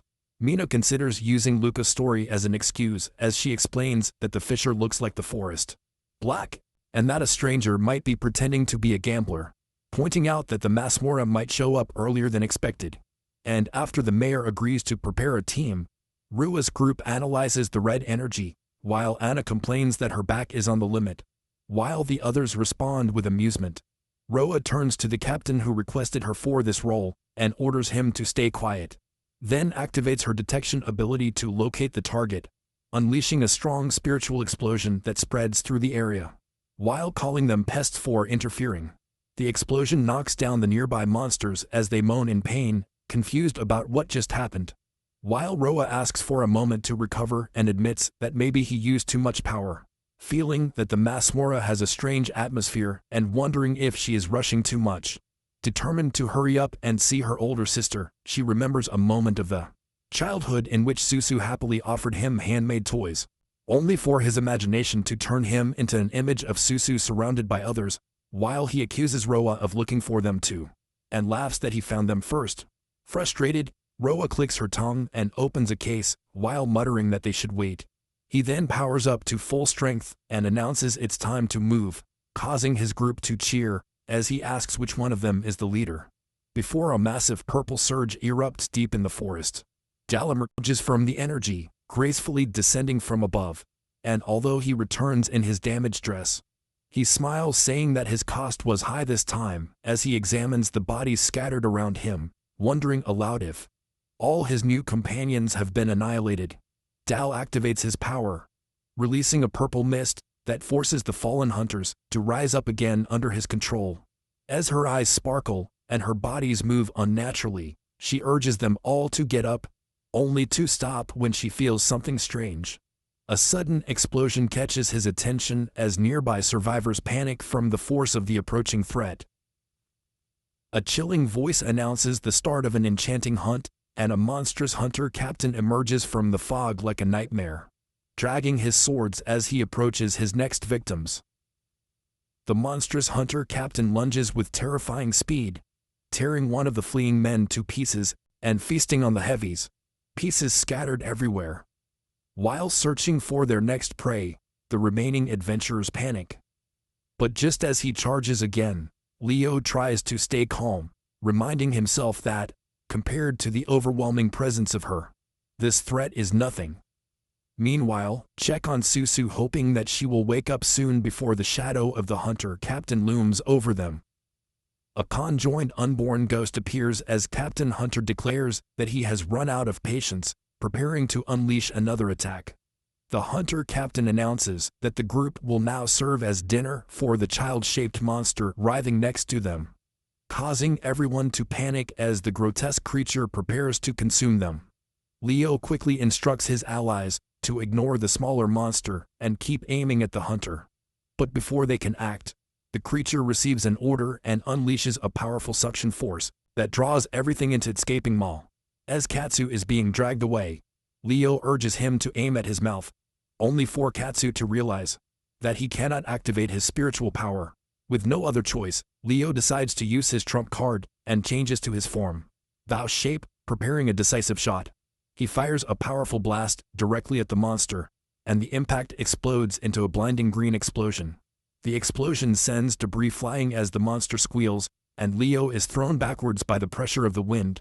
As he tries to regain his balance, Dal suddenly descends, greeting the great being with calm confidence, and asking if he interrupted his hunt. Leo looks confused, unable to recognize who she is, while Dal scolds the monsters for hurting the little girl. Realizing that some enemies are still alive, Leo prepares to fight again, only for Captain Hunter to charge at him furiously. Before he can attack, Dal gracefully descends next to a machine, offering to eliminate the nasty guys under his command. Dal's eyes sparkle with unwavering devotion, as he declares that he will do anything for the great being, surprising Leo, who wonders what is wrong with him and if he means Susu. Sensing an opportunity, he smiles smugly, realizing that if he takes advantage of his strength, they could defeat the hunters. When he asks if she can take care of the enemies for him, she gladly accepts. With dignified composure, he formally introduces himself as a member of the Apparitions Association and expresses his hope that they will get along. His presence radiates a mixture of elegance and danger. Dal snaps his fingers, surrounding the fallen soldiers with his pink aura. The soldiers become his zombies until the lieutenant named Shuge offers his service. Dal's eyes sparkle as he gently repeats the word friends. His smile deepens with a chilling sweetness. At her request, the soldiers immediately rush forward, obeying her without hesitation. Captain Hunter panics and orders his subordinates to push them back, but the corrupt soldiers charge blindly, propelled by a purple energy. As they leap into the air to attack, one of them is suddenly knocked down in full attack, screaming in pain as the situation changes violently. In the city of Hetsurin, the mayor is standing in front of the dungeon door. He seems worried to know that Mina also entered the dungeon.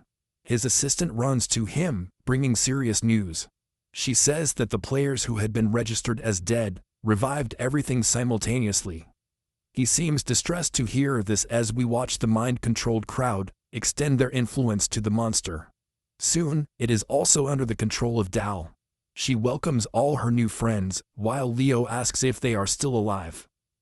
Dal replies yes, as they are his friends.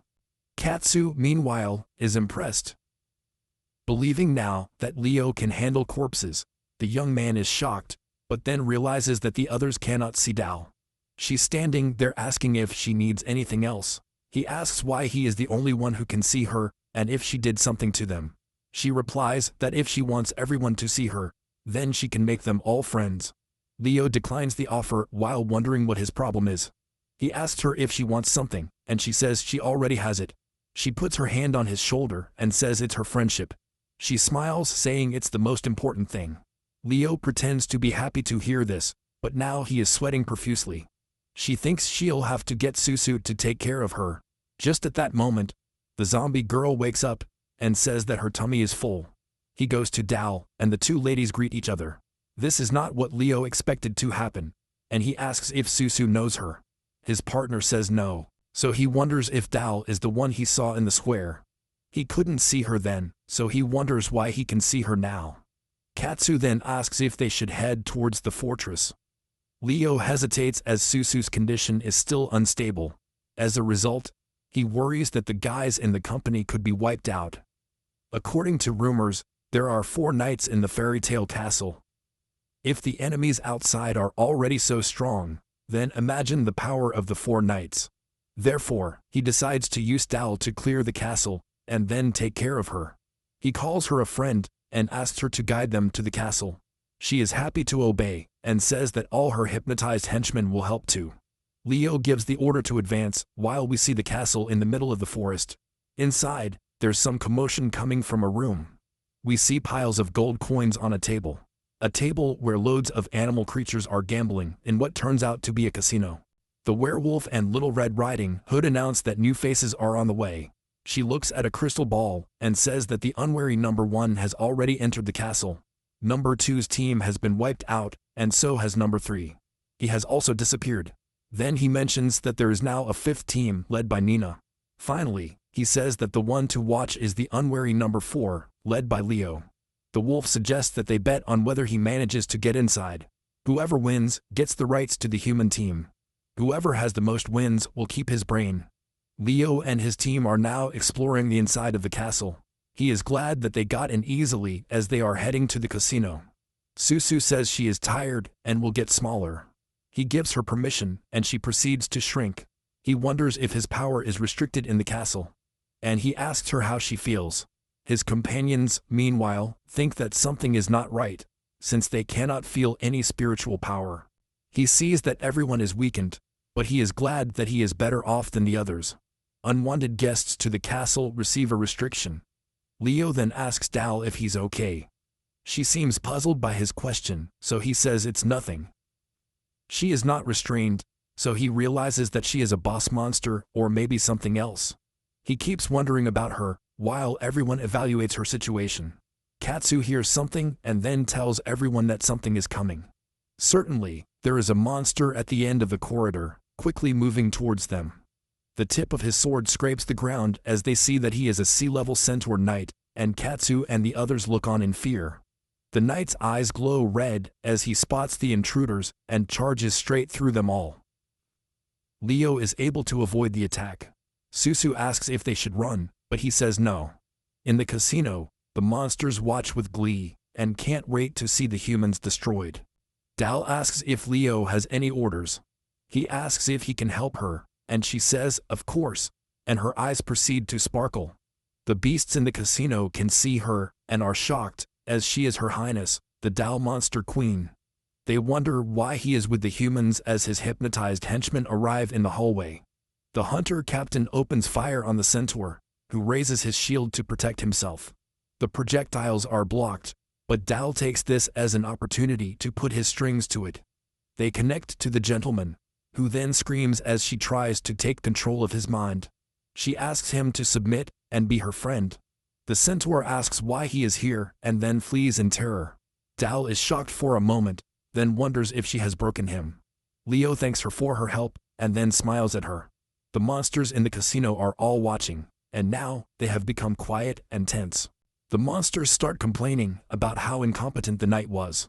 The lion slaps the table with his hand and asks why his lordship would help the strangers and asks for an explanation. Lobo replies that Lady Doll's hobby is making toys with humans, and she probably helped for that reason. Leon says that might explain it, although he still seems very worried. Lobo draws their attention to the crystal ball and says that they can watch it turn humans into toys. Leo, meanwhile, keeps smiling as he thinks clearing the dungeon will be easy with his help. Suddenly, Dal starts laughing. She says that the smile of the great being is so nostalgic that it makes her very happy. An immense power flows from her as she tells him to show her more. The company looks confused as Leo wonders why she is acting strangely all of a sudden. The monsters in the casino get excited again, thinking that now he is going to kill them. He walks towards Leo with a threatening aura. His threads wrap around him as Susu looks on with concern. Dale then immobilizes him on the ground, asking if he remembered. She holds his face and asks him again if he remembers his number one friend. The monsters are shocked to see this. They call the wolf a liar for suggesting he would turn it into a toy. Little Red Riding Hood then says that the target is disappearing. Katsu and the others watch and wonder what's going on. Dale then asks if he has forgotten her, which would be so cruel. She holds Leo's face tightly and says it will make him remember. He has no idea what she is talking about as her body starts to disappear. Susu jumps up to help her daddy, but Dal just smacks her away. Leo asks his zombie girl for help, while he and Dal disappear from the hallway. Susu is dejected. Then she sees a group of gentlemen walking towards them. They are all sea level, and the monsters are watching with excitement, even if there's one less unwary. The men of the company ask Katsu what to do, since Leo has left, and the corpses are no longer moving. He tells them not to panic, and to prepare to fight. He is interrupted by Susu's aura, which suddenly manifests, blinding them momentarily. A new irregularity is detected in the dungeon, while Susu smells Leo's scent. She's growing up again, and she's determined to find her daddy. The knights are surprised at this new opponent. He then shoots them down, sending them flying all over the place, while calling them disgusting. Katsu is puzzled about where the great Susu came from. He forgets about the mystery, and instead concentrates on seeing if his companions are okay. Meanwhile, the monsters monitoring the events are equally shocked that Susu, the boss monster they know as the Queen of Disintegration, has appeared. Lobo wonders if this means that Leo brought her here, and now she sees the boy as some kind of intimidating figure. Meanwhile, Dal and Leo have reappeared in the throne room of the castle, and Dal drags the boy closer to the throne. She asked him to remember their story together. This leads Leo to think that the woman must have mistaken him for someone else. He asks what she's talking about, but she thinks he's just playing dumb, and calls him the one who overcame the god of monsters. Dal clings to him, insisting that she is not mistaken about who he is.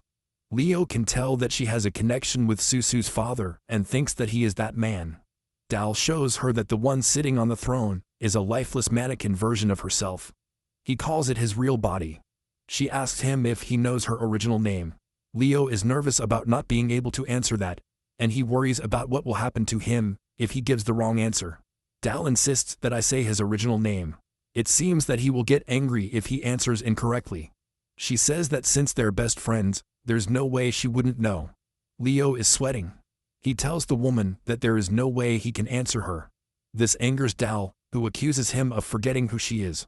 Leo acts calm and composed as he tells her that she can kill him if she wants, as this means saving her the effort of remembering the past.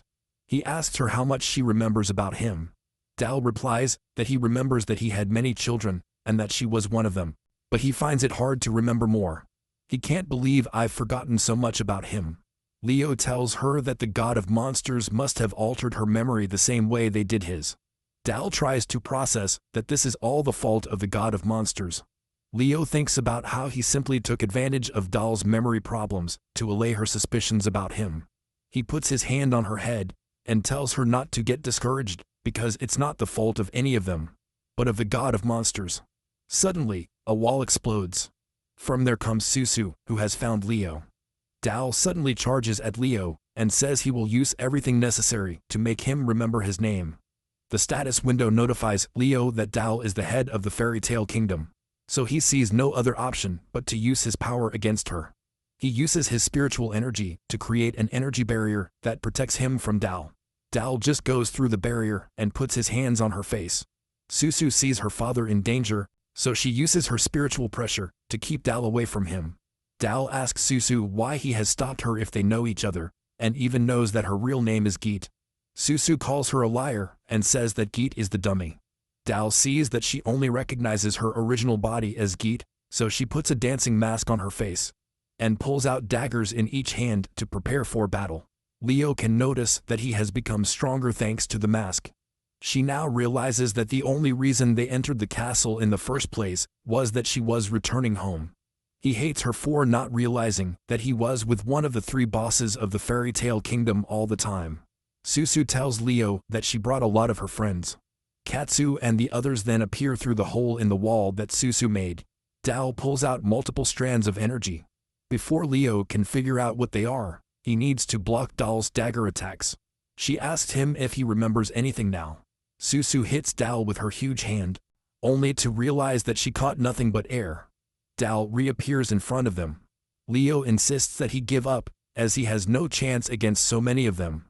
Dal replies that he will use his friends against him, as he still does not want to part with him. Leo then sees that the others are trapped by Dal's energy threads. They are transformed into Dal clones, then give him a charge against Leo. This further angers Susu, who throws an intimidating look full of spiritual pressure. Meanwhile, outside the castle, Mina and the others can see a crack opening. Mina tells the others that they need to clear the dungeon quickly before it's too late. Meanwhile, there is also a new crack in a street in the city of Hetsurin. Suddenly, the job holders near the crack are shot in the face. Out of the crack comes the Captain Hunter. He shoots anyone who comes near him. It doesn't take long before the street is filled with destruction.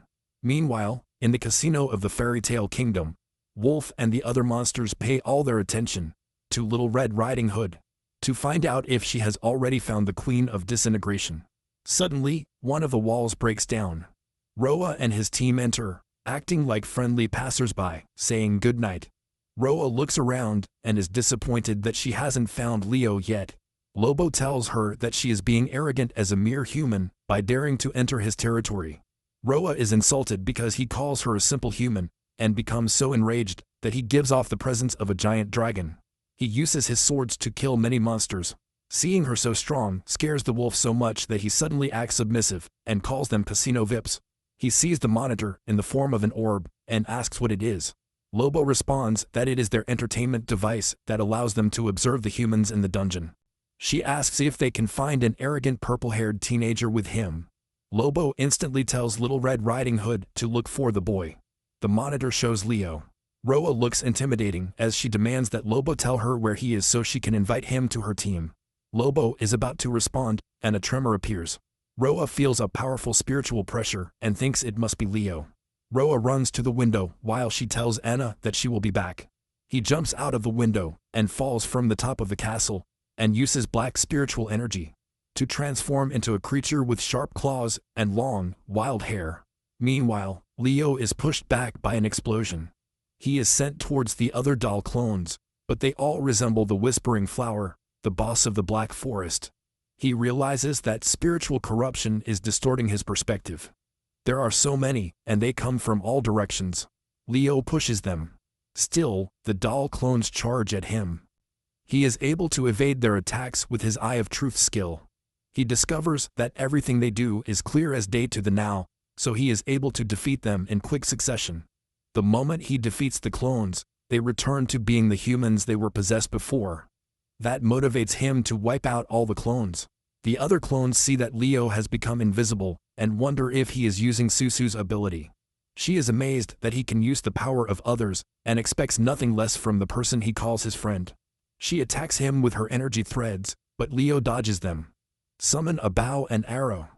He shoots, which unleashes a tornado that touches many clones. However, none is annihilated or even injured. That makes Leo realize he needs to use his trump card. Activates Monster Devouring with the warning that he is affected by spiritual corruption more than ever. Now Leo looks like a monster with bright eyes and sharp teeth. Leo grabs the arm of the doll clone that attacks him. He acquires her spirit thread and her spirit leaping ability, and using her own power, turns the clone back into his human host. Leo then looks up at the ceiling and sees that the real doll is floating up there. With the spirit leap ability, Leo jumps up behind Dal and stabs her. This causes Dal to fall to the ground and remain in a weak state. Leo grabs her by the neck and immobilizes her, then demands that she release everyone from their threads at once. Dal just laughs and tells her that she has caught him. All the clones are charging at Leo. Suddenly, an explosion occurs that drives all the clones away. Meanwhile, Anna and Lobo are watching the battle through the orb monitor, and Anna asks who the giant woman with many arms is. Lobo replies that she is the queen of disintegration, and is worried that he seduced her to his side. This makes Anna proud to have seen such potential in Leo from the very beginning. Anna also sees a new person who has entered the field. He wonders if it's Rua, but he's not sure since the one that appeared has a sinister aura different from hers. It is revealed that she is in fact Roa, but in her most monstrous form. Susu finds her familiar, and wonders if she is one of her daddy's friends. Leo wonders if she is somehow connected to Susu's real father, but his head hurts too much from spiritual corruption. To analyze the situation further, Leo worries as the demonic-looking Roa stares at him. Roa has heard Susu calling Leo daddy, and that makes her angry. She demands Leo to answer because Susu is following him. Dale asks Roa what she plans to do with Leo. So Roa calls her by her real name, Hoot, and tells her not to interfere. Dal charges at her while declaring that Leo belongs to her. This leads Roa to unleash his powerful spiritual energy against Dal. The situation is getting so bad that Leo tells Susu that it's time to leave. Graciously, Susu grabs her daddy and declares that he is hers. Leo tells her that she doesn't need to fight with them about it. Meanwhile, Lobo, who is watching the battle, is afraid that they will destroy the dungeon. Meanwhile, the advent of the kingdom of fairy tales begins. He transports Leo to the city of Hetsurin, but now the setting seems like a combination of the city and the kingdom. She wonders if Susu is okay. He checks her condition and informs her that she is currently in a coma. Suddenly, a notification informs him that a limited-time event called Blood Hunt has been activated, that players can defeat monsters, and that those who get the most kills will receive an item. He is also informed that defeating a unique monster means receiving a unique item. The only monsters listed are Dal and the Shadow of Apprehension, which is Roa. To his surprise, Susu is also one of the unique monsters listed. Leo fears that all this is part of someone's master plan to capture Susu. A group of gentlemen is sneaking up behind Leo. One raises his sword towards him, but manages to block its blade. He says they are pissing him off, and then uses spiritual energy to push the attacker away. Leo then realizes that his body is becoming more and more painful due to corruption. Spiritual. He can't concentrate, as he feels like his head is going to explode. Now the gentlemen look more and more like the whispering flower to him. He tries to regain concentration by stabbing his own hand with his dagger. The knights charge at him, but he manages to eliminate one and create distance from them. He sees that his reflexes are still good. He concentrates first on healing the stab wound he made to his hand. Look and see that the number of gentlemen coming for him has increased. A lightning energy suddenly shoots at him, which engulfs him in an explosion. It is revealed that Leo activated his spiritual barrier in use. Last second before the explosion. Look for the two who attacked him, and see even higher ranked knights on the roof of a building. They throw a shower of lightning at him, so he runs and dodges as fast as he can. There are so many that one hits it. He sees that he cannot concentrate well with his spiritual corruption at work. He tries to look at the status of his system, but it is not giving him any information at the moment. He is so distracted that he does not realize that the lightning-shooting knights are already behind him. They fire off another burst of energy. It makes Leo fearfully realize that they can also fight at close range. They shoot another lightning bolt. Leo catches it, and is about to return it, but realizes that his hand is now black from spiritual corruption.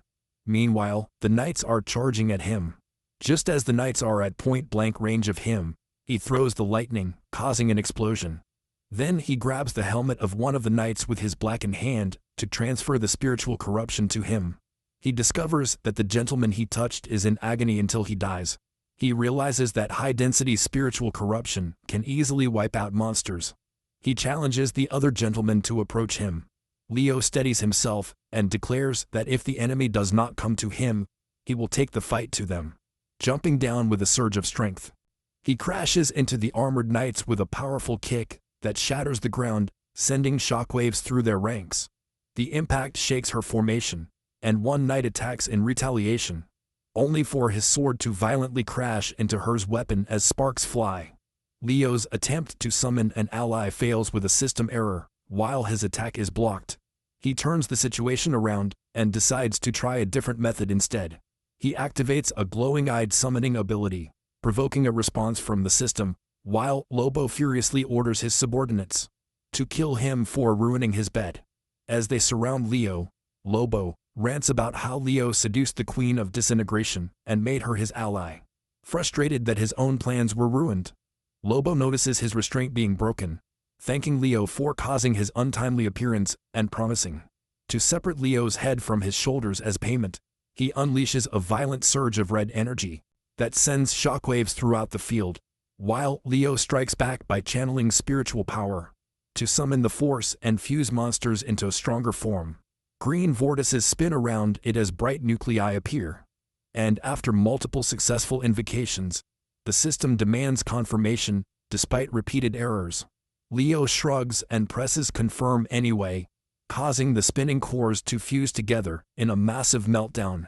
As the process escalates violently, Leo watches in amazement as the summoned monsters merge into an unstable force that detonates outward, surprising Lobo and forcing the knights to retreat in confusion.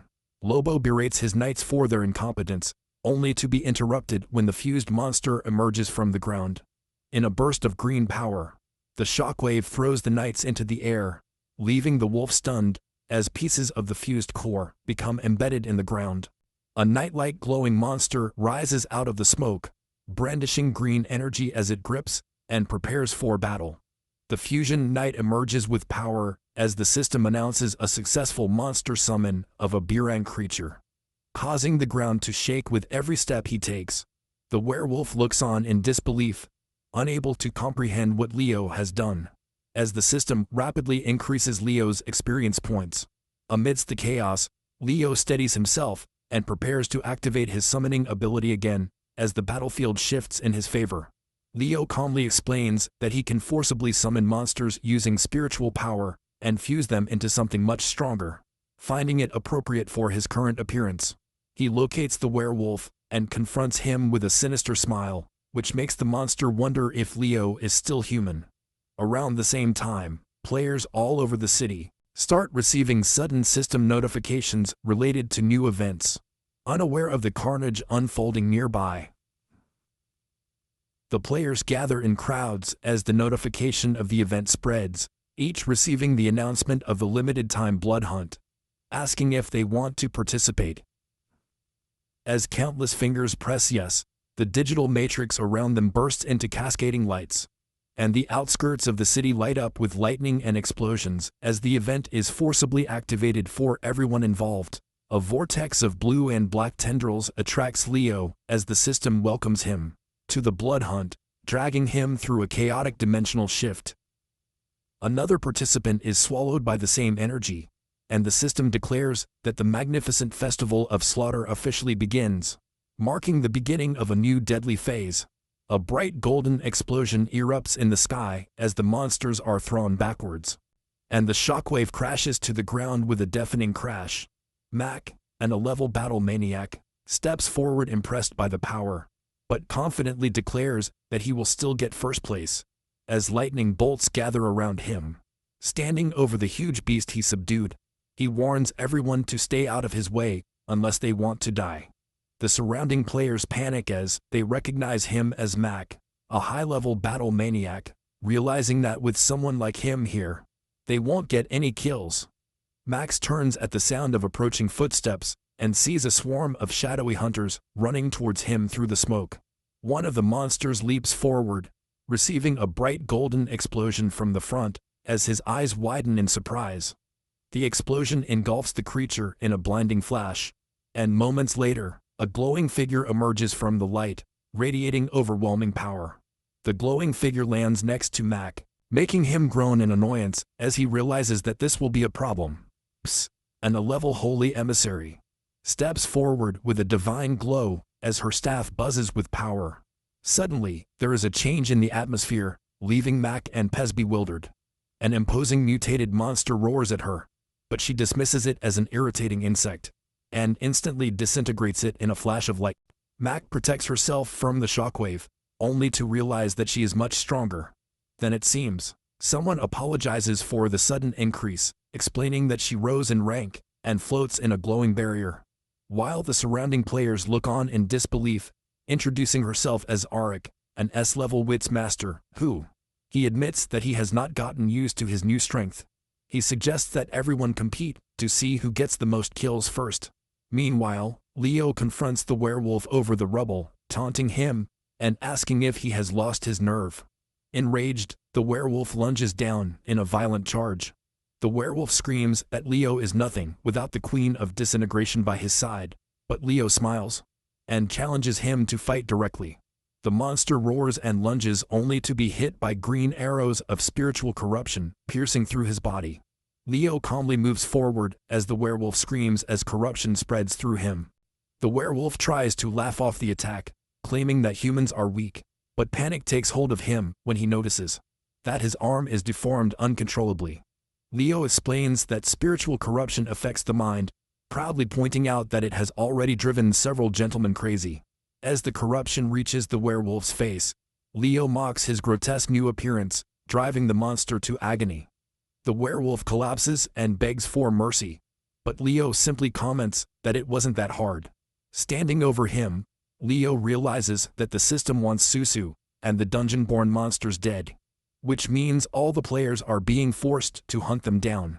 He kneels down next to the werewolf and calmly warns him that the system itself is coming to kill him, before suggesting that he create new rules of the game if he wants to survive. Meanwhile, the corrupt hunters panic when the Knights of Leo. They begin to massacre them under his command. The masked hunter looks on in disbelief, confused because the knights are obeying a human. Leo laughs and orders his fusion knight to kill the rebel mobs and take control of the area. As the battle stabilizes in your favor, the system notifies you. It means another increase in rank, confirming his rapid growth. The werewolf proudly praises his master, bowing next to Little Red Riding Hood, while Leo assigns the cleaning to the fusion knight. He orders the others to help him search for the Queen of Disintegration, calling Susu a valuable asset. Little Red Riding Hood offers a rare artifact that could help locate her, prompting the system to announce a rare item. Holding the glowing sphere, Leo admits that he is curious about its effects, and that the system still feels unstable. Leo interrogates the werewolf about the tools of the missing casino, only for him to panic and say that there are none left before the destroyed dungeon. Little Red Riding Hood accepts the search request, while Leo hands her the glowing sphere.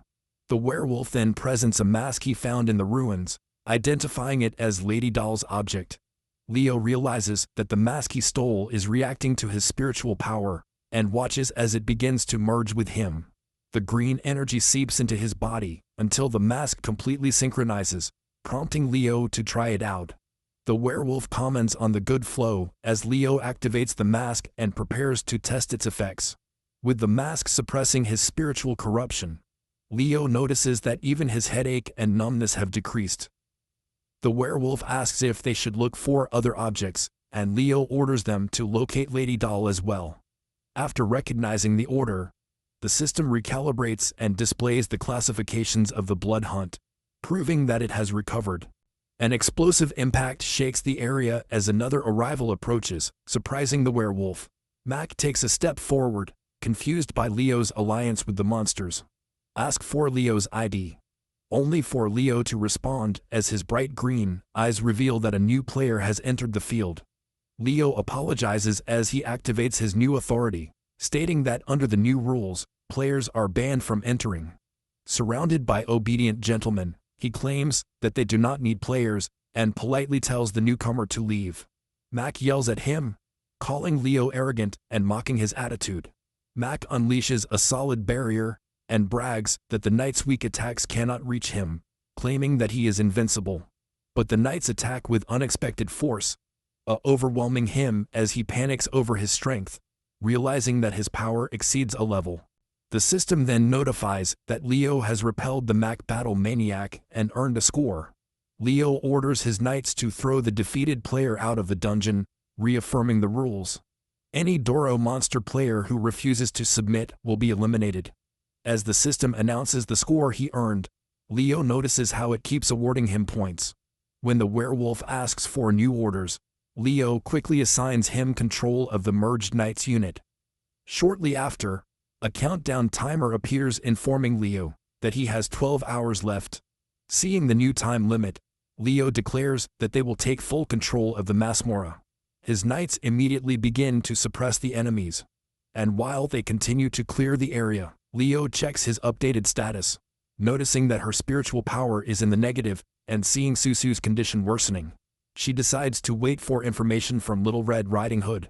He also reviews the monster rankings linked to his unusual spiritual reaction. Leo learns that the number of monsters he can summon increases with his level, and also examines the deformed ornament that belongs to Lady Doll. Although some of its functions are unknown, he realizes that it absorbs his overflowing spiritual power, relieving his pain. Curious about the hidden abilities of the accessories, he analyzes them further. Little Red Riding Hood then arrives informing that, although she has not yet found the queen, she has discovered Leo's companions, and shows him something worrying. Leo observes the group of survivors and instructs Little Red Riding Hood to focus entirely on locating the queen. She responds with confidence, pointing out that, while managing the company's survivors will be simple, Ruo will be more complicated. Meanwhile, the group proposes a plan to pretend to be captured, infiltrate the ranks of the monsters, and then directly attack the boss. They believe that defeating the boss will allow them to take control of the monsters. Roa explains that once the monster boss is eliminated, all the monsters will obey them. As he finishes, heavy footsteps echo down the hallway as Leo approaches, flanked by kneeling gentlemen. Leo approaches the surprised group and calmly asks to talk to Roa alone, ignoring the reactions of the others. While being interrogated, he sits in front of her and brings up the past, specifically the time he tried to kill Dao, which makes her tense as his monstrous form fleetingly appears. Leo leans in and reveals that he knows she is also looking for Susu, showing the stolen mask as proof. She panics and tries to deny everything, but Leo exposes his emotion under the anger. His words completely corner her, forcing out the monster inside her as he explodes and unleashes his power. She attacks, but Leo remains impassive and reminds her that he is Susu's father now. He explains that without him, he will never find his sister. Enraged, she vows to destroy anyone who hurts Susu. But Leo points out that in a human body she wouldn't stand a chance. He considers fighting, but he knows that his real body would overpower him instantly. Leo calmly tells her to obey. She understands his situation, preparing to unleash the object's power, while asking him to stop it if something goes wrong. She threatens him, but finally watches as he begins the process. He reflects on how he underestimated him, realizing that he is not as dumb as he thought. After deciphering the remnants of another spiritual power, and cancel it, Leo initiates the synchronization, filling the room with spiraling energy, as the girl watches in awe, realizing how ingenious her plan is. The stolen ornament activates, dragging it into a digital-looking realm. He wonders if Doll's spiritual power is influencing him as he materializes in a distorted hospital hallway, wondering if he should confront his spirit. In this illusory hospital, Leo finds a sobbing child who promises to protect Dao. Leo realizes that he is inside a buried memory of Dao and that the sobbing child is him. The boy cries, sure that his sensei will improve Dao, until a projection of the creator appears and confirms his promise. He praises Leo as his exceptional student and agrees to perform the white surgery. Meanwhile, Leo, surrounded by corruption, rejects the false memory and regains clarity, eliminating it. The traces of Doll's spiritual power. He's restless. He doesn't remember that scene at all. Roa checks on Leo, asking him if he has overloaded his spiritual power. Leo asks if he knows Dao and confirms that the ornament belongs to him. Suddenly, he grabs her by the neck, demanding the real name of Dao. She struggles as he presses harder, forcing her to reveal what she knows. Leo pronounces his real name, Hoot, which surprises Ruade that he knew. Leo says she should know even more and vows to get the truth out of her when he finds her. Meanwhile, in another part of the city of Jerusalem, Tisserand, Tari comments on how he likes the mysterious nature of monsters, calling them fascinating and perfect. Dal appears with Susu in a terrifying state, radiating an overwhelming spiritual pressure. Dal urges Susu to flee, saying that he will give her time because they cannot defeat the approaching enemy. A powerful lightning bolt pierces the ground, which stuns Mina, while Eric finds it interesting as he recognizes Mina and thinks she came to steal his prey. Mina responds, but clarifies that this time the prey is him. Susu senses Mena's presence and recognizes her scent instantly, calling the witch. Mina prepares her power, confirming Susu's suspicion that she is Leo's daughter. She declares that she will destroy Leo, but Eric calmly provokes her into trying. Mina launches a massive energy attack, crashing it into the battlefield, as everyone watches the explosion shatter the cityscape. The werewolf questions the strange phenomenon as Eric traps Mina inside his null domain, which nullifies all abilities. Enraged by his deception, she pounces on him, only for Eric to casually admit that she just wanted to prove something. It activates the heart of Dal, revealing the spiritual core that he carries with him. Eric tries to unleash Dal's spiritual power beam on Mina, but the system forcibly takes control of his body. She screams as the order overrides her, but Susu stops Aret in anger, though it is too late, and he tells Mina to defeat Susu instead. Her eyes shine without expression, turning her into a puppet without an owner. Mina invokes origin magic, causing Susu to be covered by massive vines. She tries to shake him off, but Dale is immediately caught. Susu charges again, her power exploding wildly as the battlefield adds up. In the chaos, Alex marvels at finding himself with two special targets at once, checking the blood hunt standings while planning his next move. He orders Mina to finish them off, forcing her to cast a powerful magic, despite her compromised state. Susu counterattacks, but is still held down by huge vines. Suddenly, someone stops the screaming attack, leaving Arik stunned. Leo's energy skyrockets as he realizes that Arik is going after Susu. He raises his hand and orders his return as his aura covers Arik's domain. Era, who panics upon feeling Leo's overwhelming spiritual pressure, unable to understand how a measly F level could possess such strength. Leo's power detonates downwards, protecting Ayase as the ground collapses. Susu's fury intensifies as she calls her dad. Roa tries to call Susu, but the monster doesn't recognize her. Roa rushes to free her from the vines as she realizes too late that Dal's heart, her precious core, has been stolen. Horror washes over her, and she screams that Dal's chest has been desecrated as she assimilates the truth. Leo refuses to let Dal die yet, stating that he still has too many questions for her. Eric intervenes, mocking Leo's level, but is surprised that Leo's refresh rate exceeds his. While the null domain is activated, Rex Henry, believing that hand-to-hand combat will give him the advantage. Once Leo's attacks fade away, Leo destroys the null domain with his spiritual strength alone, leaving Arik stunned. The enemy responds by using his Rod of Authority, but Leo smashes it to the ground with overwhelming power. The mysterious object Luster appears, revealing his mastery with luck-based tools and abilities, while subduing Arik with ease. Beaten to the crater left by Leo's overwhelming spiritual strength, Eric still refuses to accept defeat. A system alert announces the explosion of a core, while Eric taunts Leo, revealing that he knows much more than expected. Eric activates a self-destruct ability, and he threatens to take everyone with him. But the werewolf quickly realizes that he is not lying, and urges them to retreat, while the opponent coolly assesses the danger.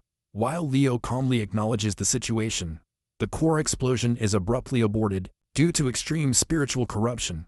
While a green energy surges violently, Leo wonders if Eric really granted permission for such a power, as corruption is spiraling out of control. A massive shockwave erupts, plunging the battlefield into chaos, before Leo calmly entrusts Mena's safety to the werewolf. It is revealed that Dal's heart is in Leo's possession, stabilizing the situation momentarily. The group regroups as Leo confirms that he still can't let Gui-Ti die, causing visible relief among the others.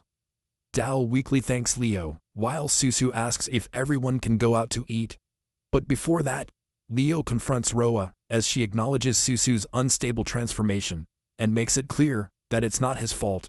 Leo deflects the concern, asking Roa to take care of Susu temporarily. Behind them, spiritual corruption erupts again as an update of the Khan system ranking confirms the conclusion of the Blood Hunt event. System notifications cascade down as the dungeon starts to crash and restart. The vortex of blue light signals the end of the dungeon, as the werewolf and the knight wonder if everything is finally returning to normal.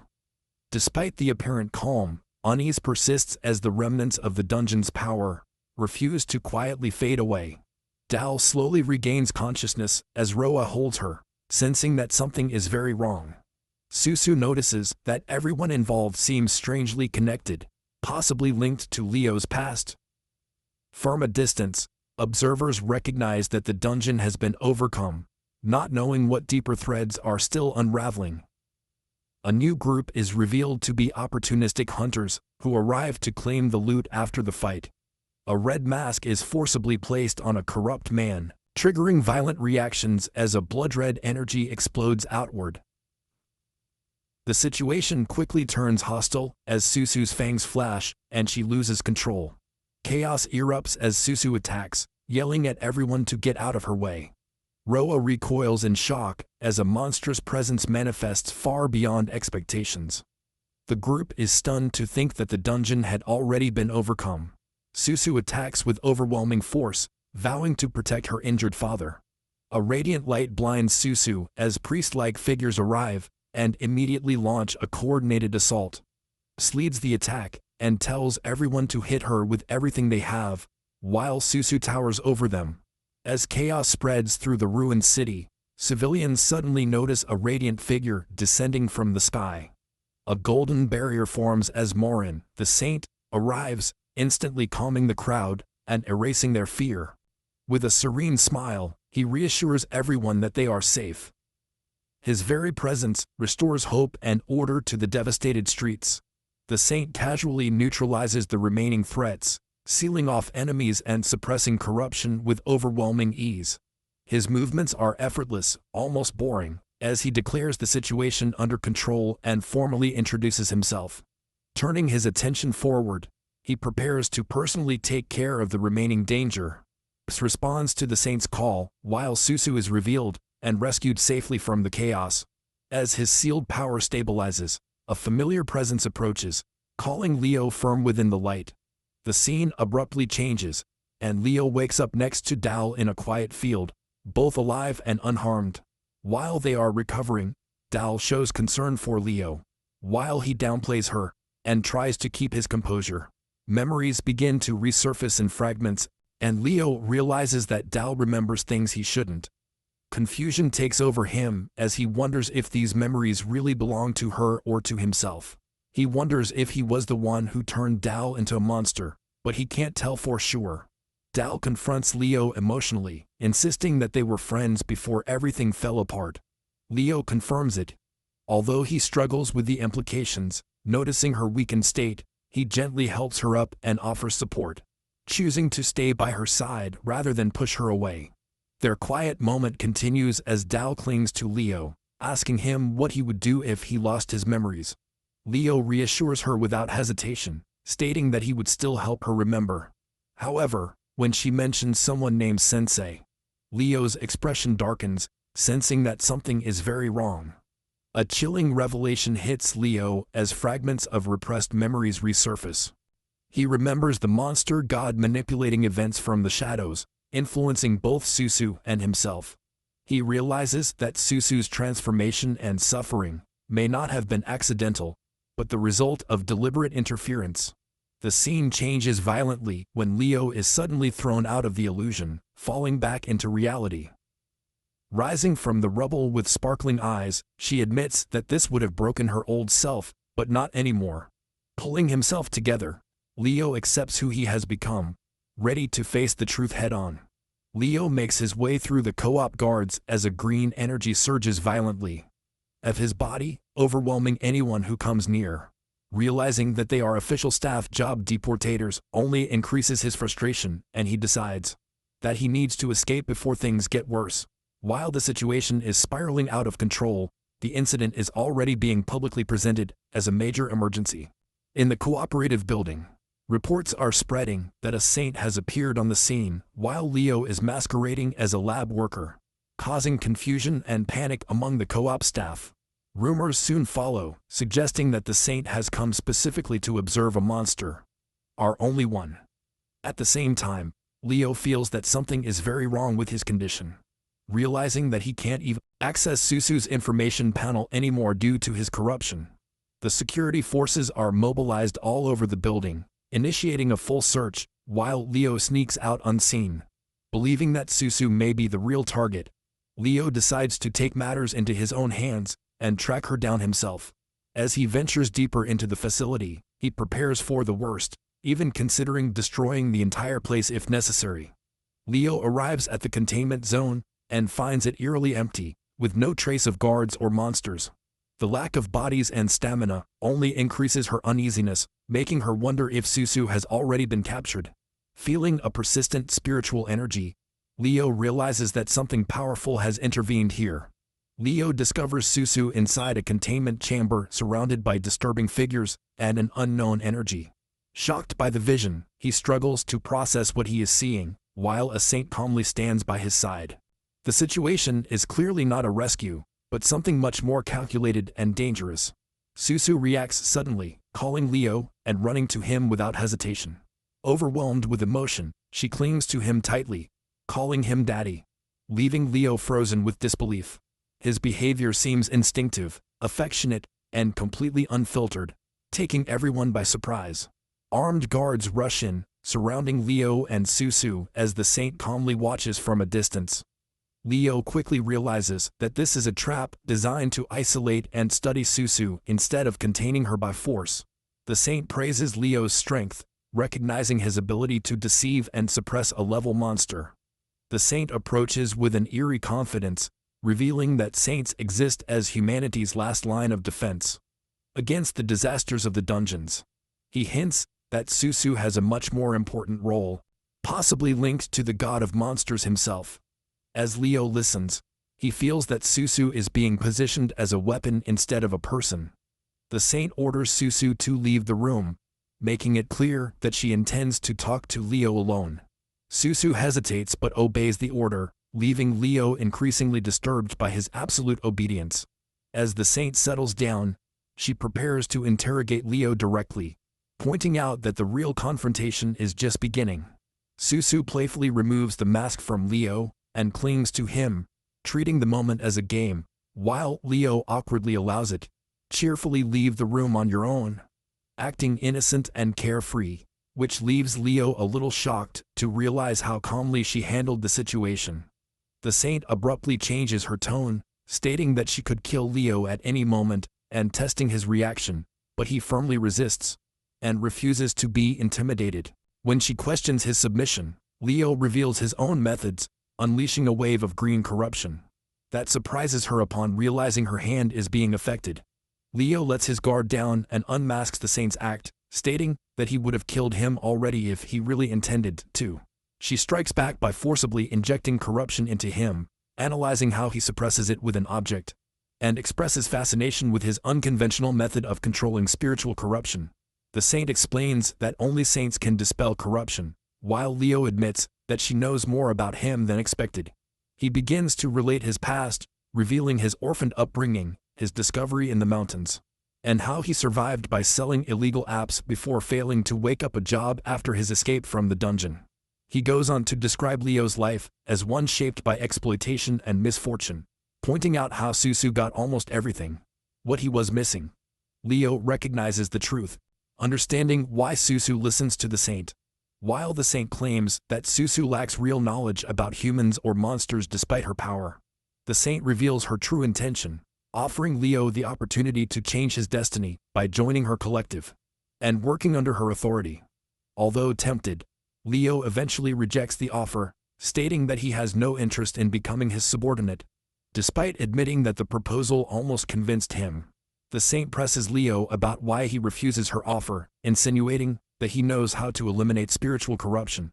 Leo hesitates, but listens as she explains a method that transfers the corruption to another job carrier, reducing its effect on the original host.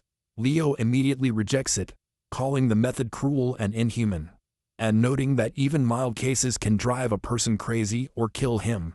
The saint realizes that Leo knows a lot more about spiritual corruption than expected, and decides to keep him around no matter what. Leo bluntly confirms his suspicions, and then casually announces that he is leaving. As he turns to leave, a sudden burst of power erupts, stopping him in his tracks, and signaling that he has no intention of letting go freely. Golden bonds close around Leo, as the saint declares that she cannot leave without his permission, stating that it is for her own good. Leo calmly resists, his corrupt energy surging in response, as he challenges her authority, repeatedly asking what she will do if he refuses her demands. Leo unleashes an overwhelming wave of spiritual power, surprising even the saint, as the monster summoning activates around him. Mechanical monsters materialize under his control, proving that his strength is not an illusion or magic, but something much more dangerous. The saint watches closely, intrigued rather than alarmed, openly acknowledging Leo's growing potential. Instead of escalating the fight, the saint lets down her guard and proposes a deal, stating that she has no desire to fight him. Leo pauses, surprised but interested, and asks what kind of deal he has in mind, signaling a tense negotiation rather than an open conflict. Morin exposes his initial condition, promising to reward Leo with valuable items, and overcomes the dungeon of the Black Forest. He explains that the cooperative will cover Suso's needs in the future, presenting the offer as mutually beneficial. Leo listens attentively, already weighing the hidden cost behind his seemingly generous proposal. Sensing the manipulation, Leo tests his limits by threatening to leave with Susu, making it clear that he will not be controlled. Morin calmly challenges him, revealing that he knows much more about monsters and higher beings than he appears. His confidence hints at a deeper power structure that watches Leo closely. Leo proposes an agreement, agreeing to nominally join the cooperative, while keeping its independence intact. It demands access to information about monsters, unique dungeons, and Susu's condition. Morin accepts, stating that he will supervise him personally, framing their relationship as teacher and student, with which Leo agrees. Before saying goodbye, he insists that Leo undergo a mandatory labor certification test, stating that it is necessary for legitimacy. Susu is temporarily placed under his protection, while Leo reluctantly agrees, aware that refusing would only raise more suspicions. Even while he is leaving, he considers escaping once Susu is safe. Inside the cooperative, the officers react nervously to Leo's growing influence and his ability to command monsters. Reports confirm that he stopped the destruction caused by renegade job carriers, but his power raises alarms. Some argue that it could destabilize the system if left unchecked. Despite the concerns, Morin imposes his authority, declaring Leo his student, and insisting that he take the test. Plans are put in place immediately with instructions to staff to proceed with care. The atmosphere changes when it becomes clear that Leo is no longer just a player, but a variable to which the system must adapt. As Leo prepares for the test, Morin reflects on higher beings, including the god of monsters. She realizes that she must rely on Leo to track them down and confront them, even if it means breaking long-established rules. The cooperative gathers witnesses, ensuring transparency for what comes next. Leo enters the testing area, calmly waiting for his number to be called. System messages appear, revealing new trait protections, including immunity from corruption, improved spiritual and summoning abilities. He realizes that the test is not so much to rate him, but to measure his true threat level. Watching others struggle, Leo remembers how the system once treated him as if he were disposable. Meanwhile, other test participants grow impatient, without knowing about Leo's unique status. The officers begin to whisper, realizing that their certification could upset the established hierarchies. Attention turns to Mac, a high-level fighter, who complains about delays and questions the process. When he finds out that Leo is being prioritized, the commotion spreads among the applicants. Even experienced wrestlers begin to understand that Leo operates on a completely different scale. Mac is introduced as a notorious battle maniac, attracting attention as his turn approaches. As the crowd murmurs, a man in a suit reports the chaos around him and asks directly if Mac has already got the number. Mac nonchalantly replies that he was about to, downplaying it as the situation escalates nearby. Mac notices that someone is ignoring him and reacts with irritation, shouting and making fun of the man with glasses. When Leo responds, Mac confidently demands the number, only to be met with resistance. Irritated but amused, Mac accepts the challenge with a smile as the flames burn preparing to perform.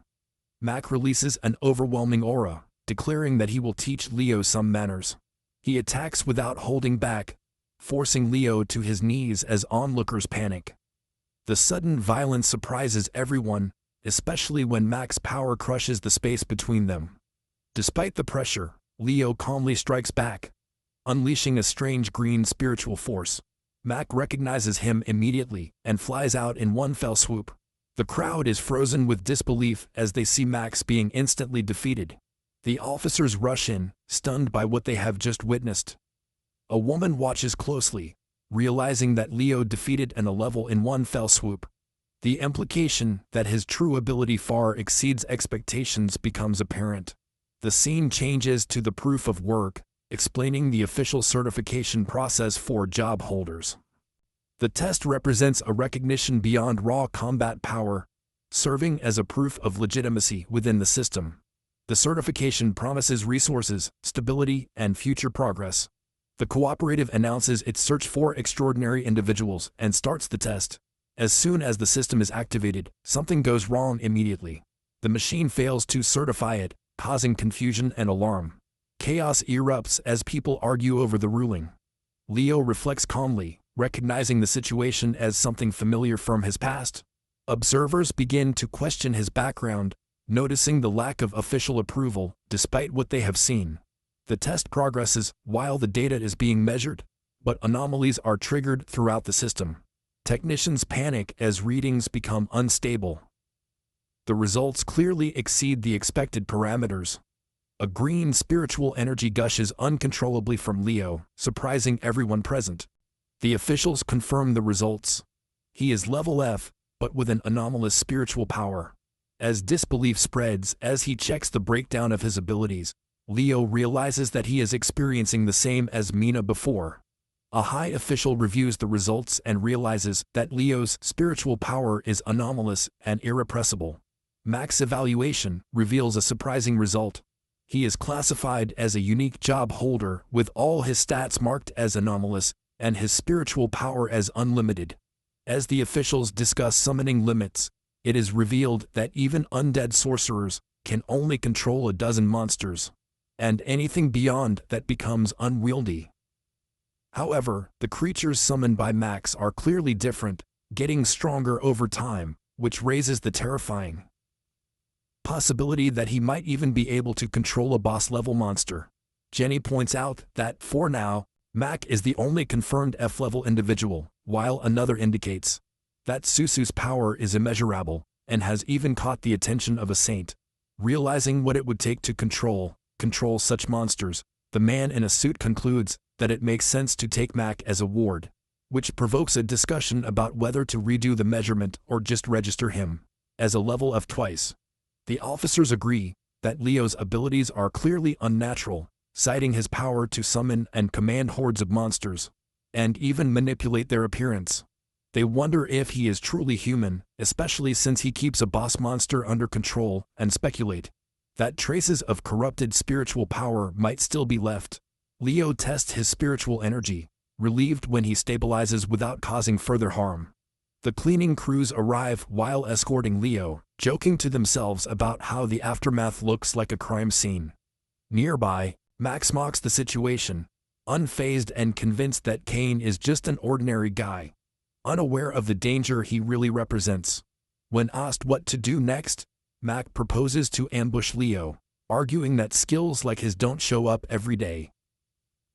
Despite noticing that Leo doesn't have any monsters with him right now, the group agrees that it's the perfect time to act, and quietly starts planning. Leo leaves the room, drawing the attention of the group waiting outside. Max approaches first, warning the others to be careful as he directly confronts Leo, pointing at his wound and demanding an explanation, clearly looking for trouble.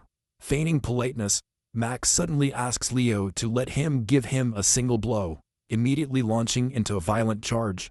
Leo calmly backs away, calling the attack dangerous, while Mac increases his power and advances, convinced that Leo has already lost. Mac unleashes the full power of an A-level punch, sending shockwaves throughout the area. The staff members panic and scream to stop the fight, but the confrontation only escalates as a green energy gushes out, leaving everyone stunned by the overwhelming force released. Enveloped in a swirling green spiritual power, Leo remains unharmed, provoking shocked reactions among the spectators. Mina senses the disturbance and identifies Leo as the source of the chaos, while Max points to Leo for initiating it. Mina is stunned to see Leo, while he calmly explains that he came to do the work test. Recognizing his name and power, Mac decides to back off for now, feeling that provoking Leo further would be a fatal mistake. Mina thinks he wants to join the cooperative, but he clarifies that he was admitted against his will, surprising Mina. The staff considers calling in reinforcements, but are stopped when it is revealed that the superstate star of the city Hatsurin, Mina, is already here. As the chaos spreads, a woman intervenes and orders the fight to stop inside the co-op. He pushes Leo away, insisting that they need to talk, and asks him why he came here in the first place. The woman hesitates, then explains that she came to look for the student of the Santa Morin. Leo realizes that he has found him, but his sudden appearance provokes shocked reactions in Mac and the others. The officers whisper incredulously, as they confirm through media reports that the boy really is Morin's disciple. Leo is suddenly surrounded by reporters demanding to know his level of work, the dungeons he has overcome, and his connection to Mina. The interrogation intensifies until the scene abruptly changes, revealing the aftermath of the blood hunt event unfolding in another part of the city. Among the ruins, Eric lies injured and notices a strange coin embedded in his chest. A soldier nonchalantly snatches it away, dismissing it as trash, unaware of its value. Moments later, the coin is activated. Its effect is triggered as Eric's body begins to recover. System messages reveal the power of the currency, restoring the dead and cleaning up the disadvantages. Eric's wounds heal quickly as the stunned soldiers watch him get back up.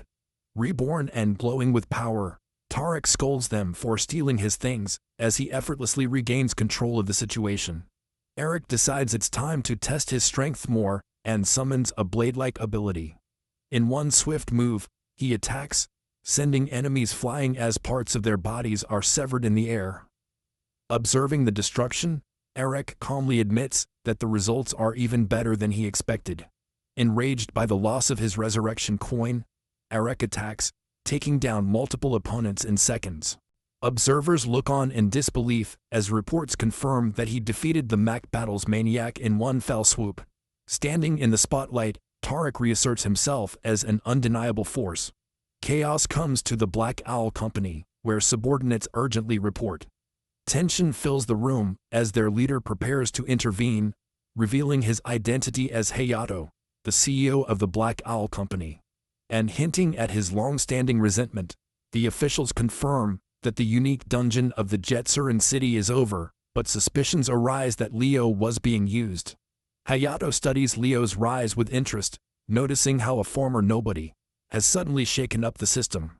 Seeing the consequences, he admits that Leo has guts. While the orders are being given, an attack suddenly breaks out, taking everyone by surprise. Violence explodes in the room, blood splatters as someone is brutally knocked down. The chapter ends with the situation spiraling out of control, signaling an even bigger conflict ahead. A violent surge of power erupts, sending the man flying and instantly silencing the room. With sparkling eyes, he coldly orders the troublemaker to be brought to him, making it clear that he has finished tolerating interference.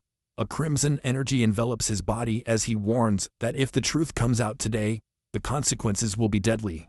Covered in blood, he steps forward to make sure the message is fully understood. Katsu panics and quickly accepts. Desperate to survive, He leaves the scene alone, injured and crawling as the doors close. Later, Hayato sits quietly and asks how to stabilize his condition, admitting in his thoughts that failure would leave him no choice but to use force.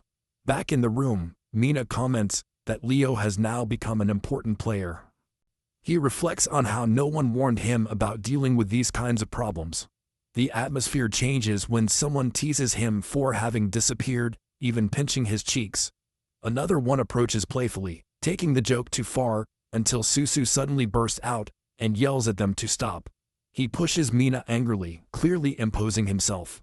The tension quickly turns comical as the joke is ignored.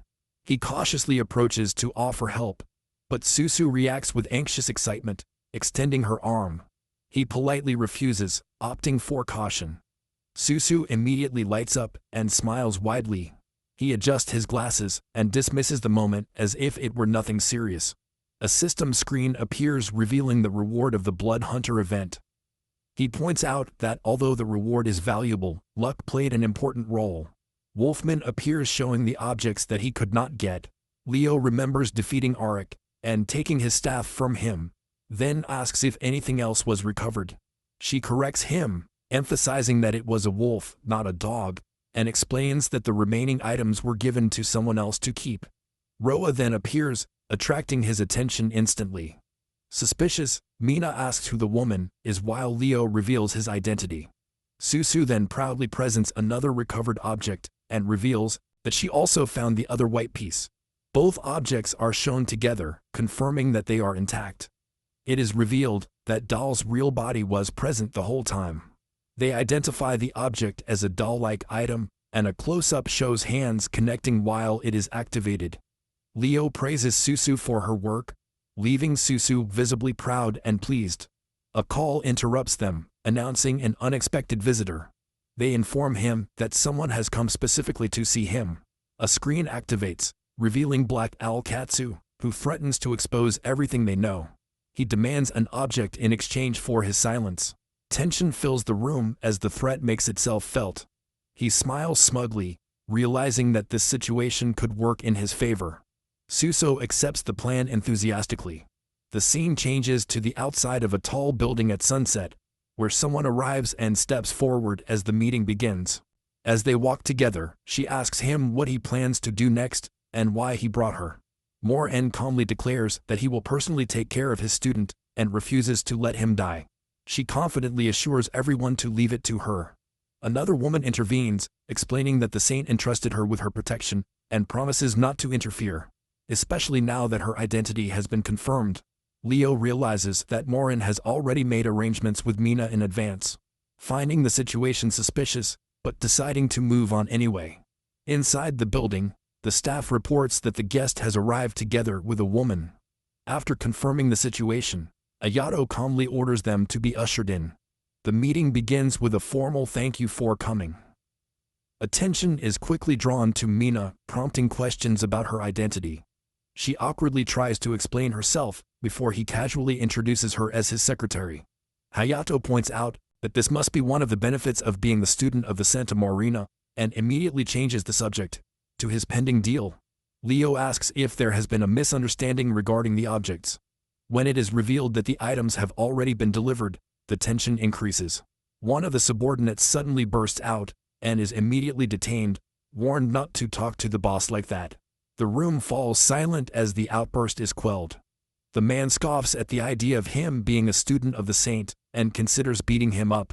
He hesitates, realizing that things could get out of control if the boss gets involved. The boss intervenes, warning him not to get cocky. A clue about the Blood Hunt dungeon and Roa's involvement is dropped, catching the boss's interest. It is revealed to Roa, along with the fact that he absconded with the loot he was supposed to deliver. The boss orders Katsu to connect the call.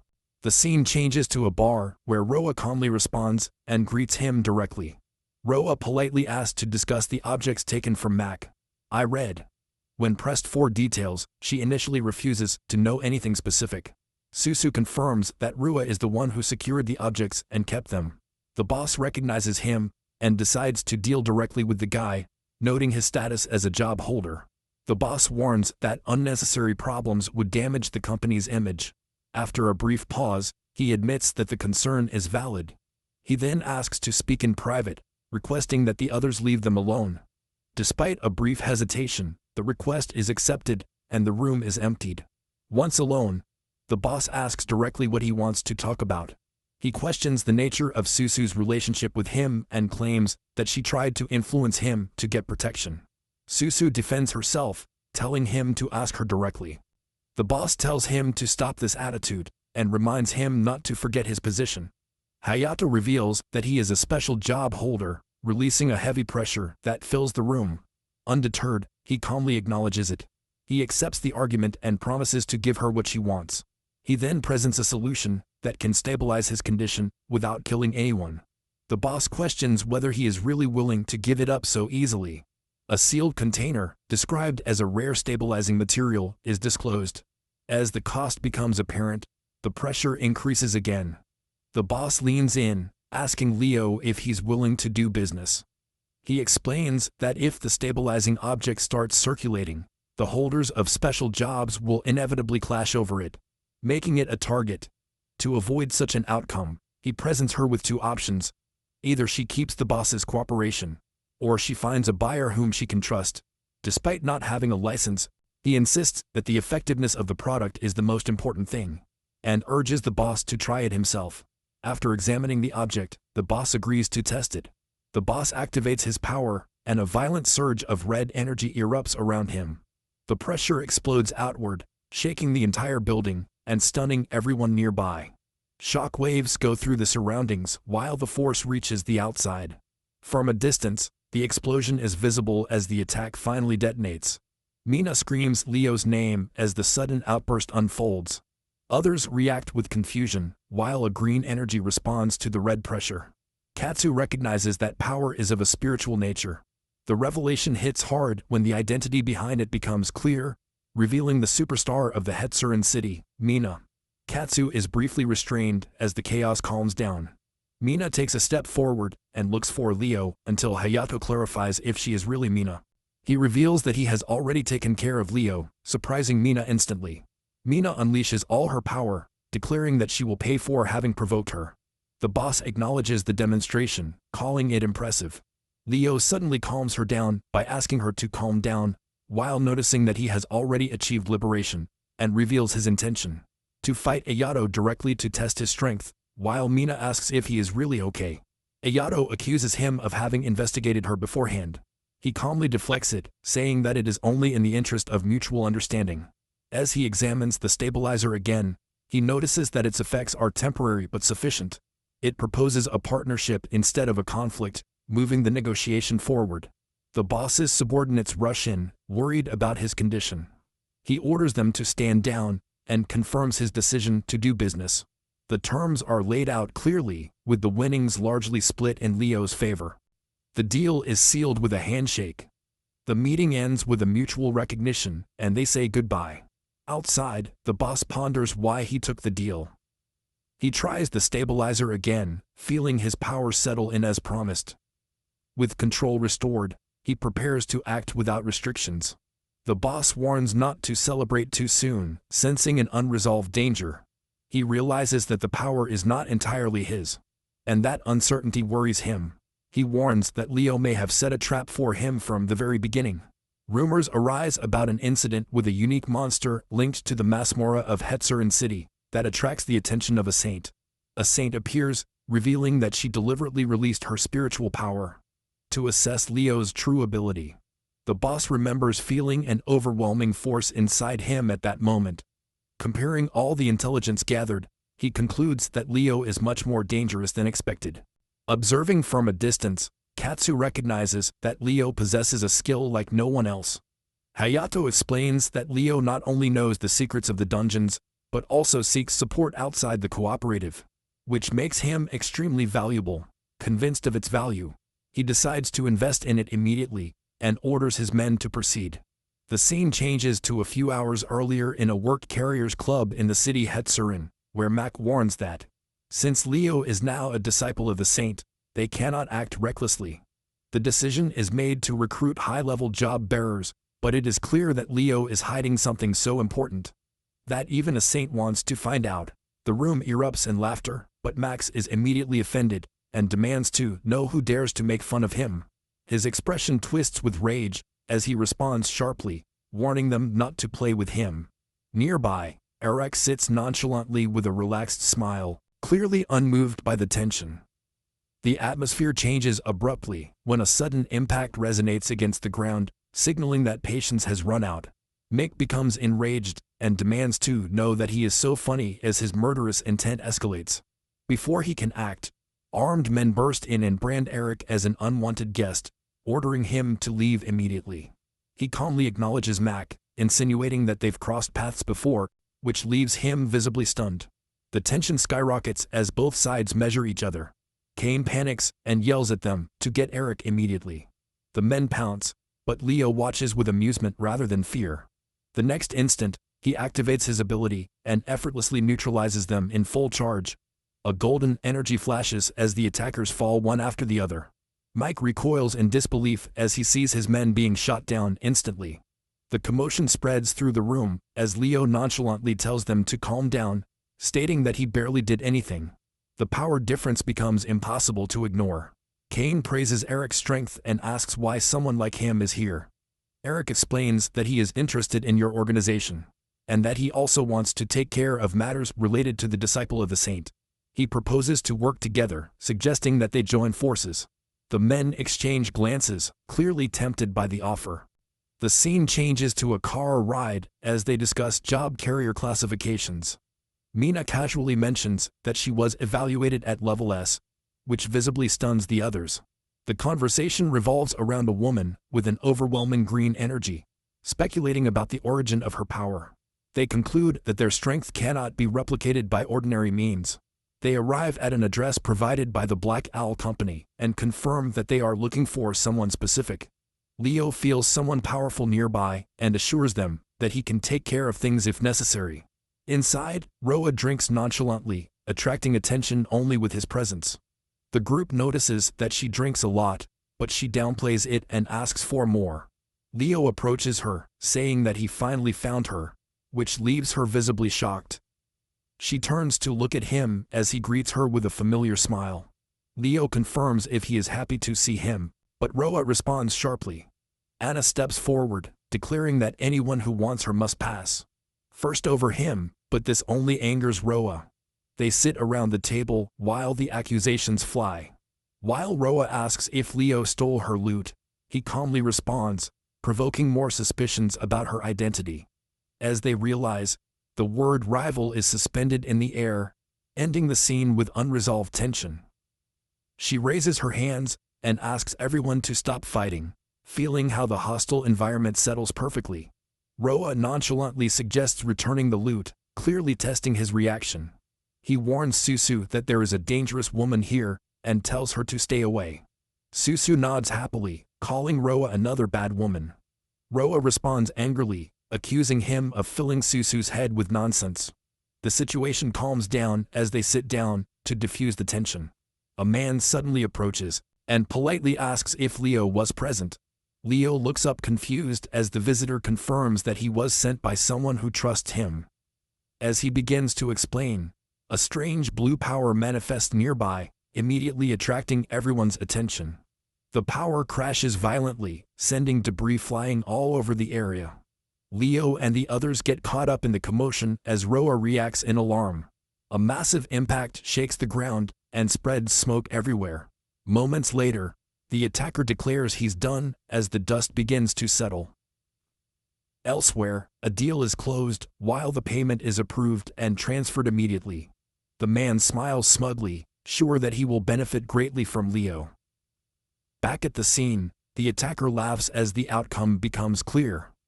A massive creature hovers over the area, attracting everyone's attention. A few footsteps echo through the smoke as someone calmly walks forward. Green tendrils suddenly dart out, engulfing several figures at once. The immobilized men are violently thrown into the air. Overwhelming power leaves no room for resistance. The man is frozen to life. Finally recognizing the source of the power, Mina steps forward, glowing as she asks if they are humans or monsters in disguise. Roa panics when she realizes that both Susu and Leo have disappeared. Mina feels the change instantly. Her eyes widen as she realizes that something has gone terribly wrong. Mina confronts Roa, asking if this chaos is her doing, but she refuses to know the attackers and answers him sharply. Anna suggests regrouping, but the situation worsens when it is revealed that the attackers are also planning to capture Susu. Before anyone can react, some vines emerge and chase them down the hallway. Mina intervenes, intercepting the attackers as her eyes shine with power. He unleashes a wave of energy that sweeps through the group, hitting from multiple angles and making them retreat. A blue ray streaks through the hallway as she presses the attack without hesitation. Roa watches carefully and recognizes the power difference, ordering the others to find Leo and Susu. While she takes care of this, Mina ends the exchange and mutters that she hopes it won't go any further. Although the damage is already done, the attackers are easily thrown aside, leaving the area in silence. Elsewhere, Leo has already been captured, pinned down inside a vehicle, while Susu wakes up and calls him. He shuts her up gently, trying to keep her calm. Leo regains consciousness immobilized, and is warned not to try anything as his abilities are suppressed. His captors discuss his strange powers, pointing out that grafting monster abilities shouldn't be possible, especially for someone linked to the Black Owl. He demands to know why he was captured, and if it's about money. Before the tension calms down, someone arrives insisting on talking to Leo himself. A sinister smile forms as another figure steps forward. Enveloped in golden energy, Mac declares their reunion and reminds Leo that he still owes him a punch. Leo expresses his surprise at seeing Mac. He laughs loudly and shows off with absolute confidence while preparing his move. Leo responds calmly, explaining without showing any concern. Mike declares that his magic formation is strong enough to block even an A-level attack. The golden energy builds up as he strikes down with all his might. The attack advances, flooding the space with overwhelming pressure. Susu's eyes glow red as she reacts instantly to the impending blow. A red and violent aura erupts as she intervenes and blocks the attack head-on. The collision explodes outward, shaking the entire area. Max is thrown into the air and crashes into the surroundings. Crimson blood gushes from his mouth as he struggles to stabilize himself. Mike staggers back in shock, unable to process what just happened. Susu stands firmly in front of Leo, protecting him. He calmly declares that Susu belongs to him. He adds that the situation could have ended if Max had retired. Susu's red energy bursts out again, filling the pressure zone. Viewers realize that the situation is much more dangerous than expected. Support staff are urgently calling for reinforcements as the pressure continues to mount. Eric feels a familiar monster presence nearby. Others recognize the power as the spiritual energy of a dungeon monster. Roa seems restless, wondering where the influence comes from. With a strong impact, Harry lands in front of everyone. Someone stares at him, realizing they've seen his face before. Roa reveals his black dragon form. She immediately orders the others to follow her. Her team responds immediately and moves in after her. A red mist spreads as Susu's presence dominates the battlefield. Leo comments that this is enough for now. Enemies are thrown aside as the confrontation expands. Mac roars with rage and charges again despite his injuries. He lunges forward, refusing to back down. Mac confidently declares that no one can take him down. Leo coldly shuts him up, saying that his fuss makes no sense. A sharp blow cuts the air in response. Eric laughs wildly as dust and smoke fill the scene. He steps forward and announces that he's back. Susu looks surprised, while Leo wonders how he is still alive. Eric explains that although he died once, his power is not limited to a single lifetime. A blue energy gushes around him as he declares himself a savior. Shadowy monsters advance in response to his presence. Another fighter arrives and announces that taking care of Susu is the first thing. Watching closely, Leo begins to understand what Salvador really means. A system message appears, warning of a countdown to summon a monster. Calmly opens a holographic interface while assessing the situation. Max jumps back up with another boosted punch. A green-tinged counterattack hits him in the air. Leo calls Susu, urging her not to interfere. She grunts and charges anyway, refusing to stand on the sidelines. He quickly realizes that she can directly influence the monsters. With a sharp order, he pushes her back and reasserts his control. The crash reverberates through the area as the situation spirals further out of control. Arek confidently tells his opponent to take a good look at his power. Golden energy builds up around his hand as he prepares an attack. A massive explosion erupts and tears the space in front of him. Watching from a distance, he feels something strange in the power involved. He immediately yells at Susu to dodge. Max swoops down and hits him head-on, dealing him a hard blow. She growls angrily, mocking him for depending on a monster. Susu rushes in, extending her hand as she calls to him. Her eyes glow red as her emotions boil over. Others nearby run and scream in panic as the confrontation escalates. Mac presses the attack and demands answers while striking wildly. A system alert is triggered, signaling an invocation in progress. He roars in pain as a counterattack hits cleanly. The surrounding men charge, trying to overwhelm their target. They shout that they have a numerical advantage. Susu growls and tells them to get out of the way. Leo calmly tells Susu to leave them to him. He throws himself forward, dodging attacks with controlled movements. Golden and blue energy swirl together as the summons keep increasing. Another system message confirms that the invocation is complete. He spins in the air, narrowly dodging an impending blow. Turning around, he calmly asks something about the resurrection, while keeping his guard up. A warning flashes while a fused monster is summoned. A huge tentacled creature emerges, towering over the area. His presence overwhelms everyone who is near. Susu fights the chaos as the monster's pressure spreads. Leo nonchalantly retrieves a shiny ring-like object. He pauses and looks to the side, sensing familiar presences. When he sees them, he realizes that the others have arrived. Ask if anyone else came with them. Roa responds with disdain, explaining that only 2 of them came. A strange purple distortion suddenly forms in the air. The scene changes as a mental world begins to manifest. Susu appears next to him inside this space, still calling to him. An imposing woman is revealed to be part of the Apparitions Association. Leo says he remembers her, but remains cautious. The mysterious figure declares that they have come to serve him.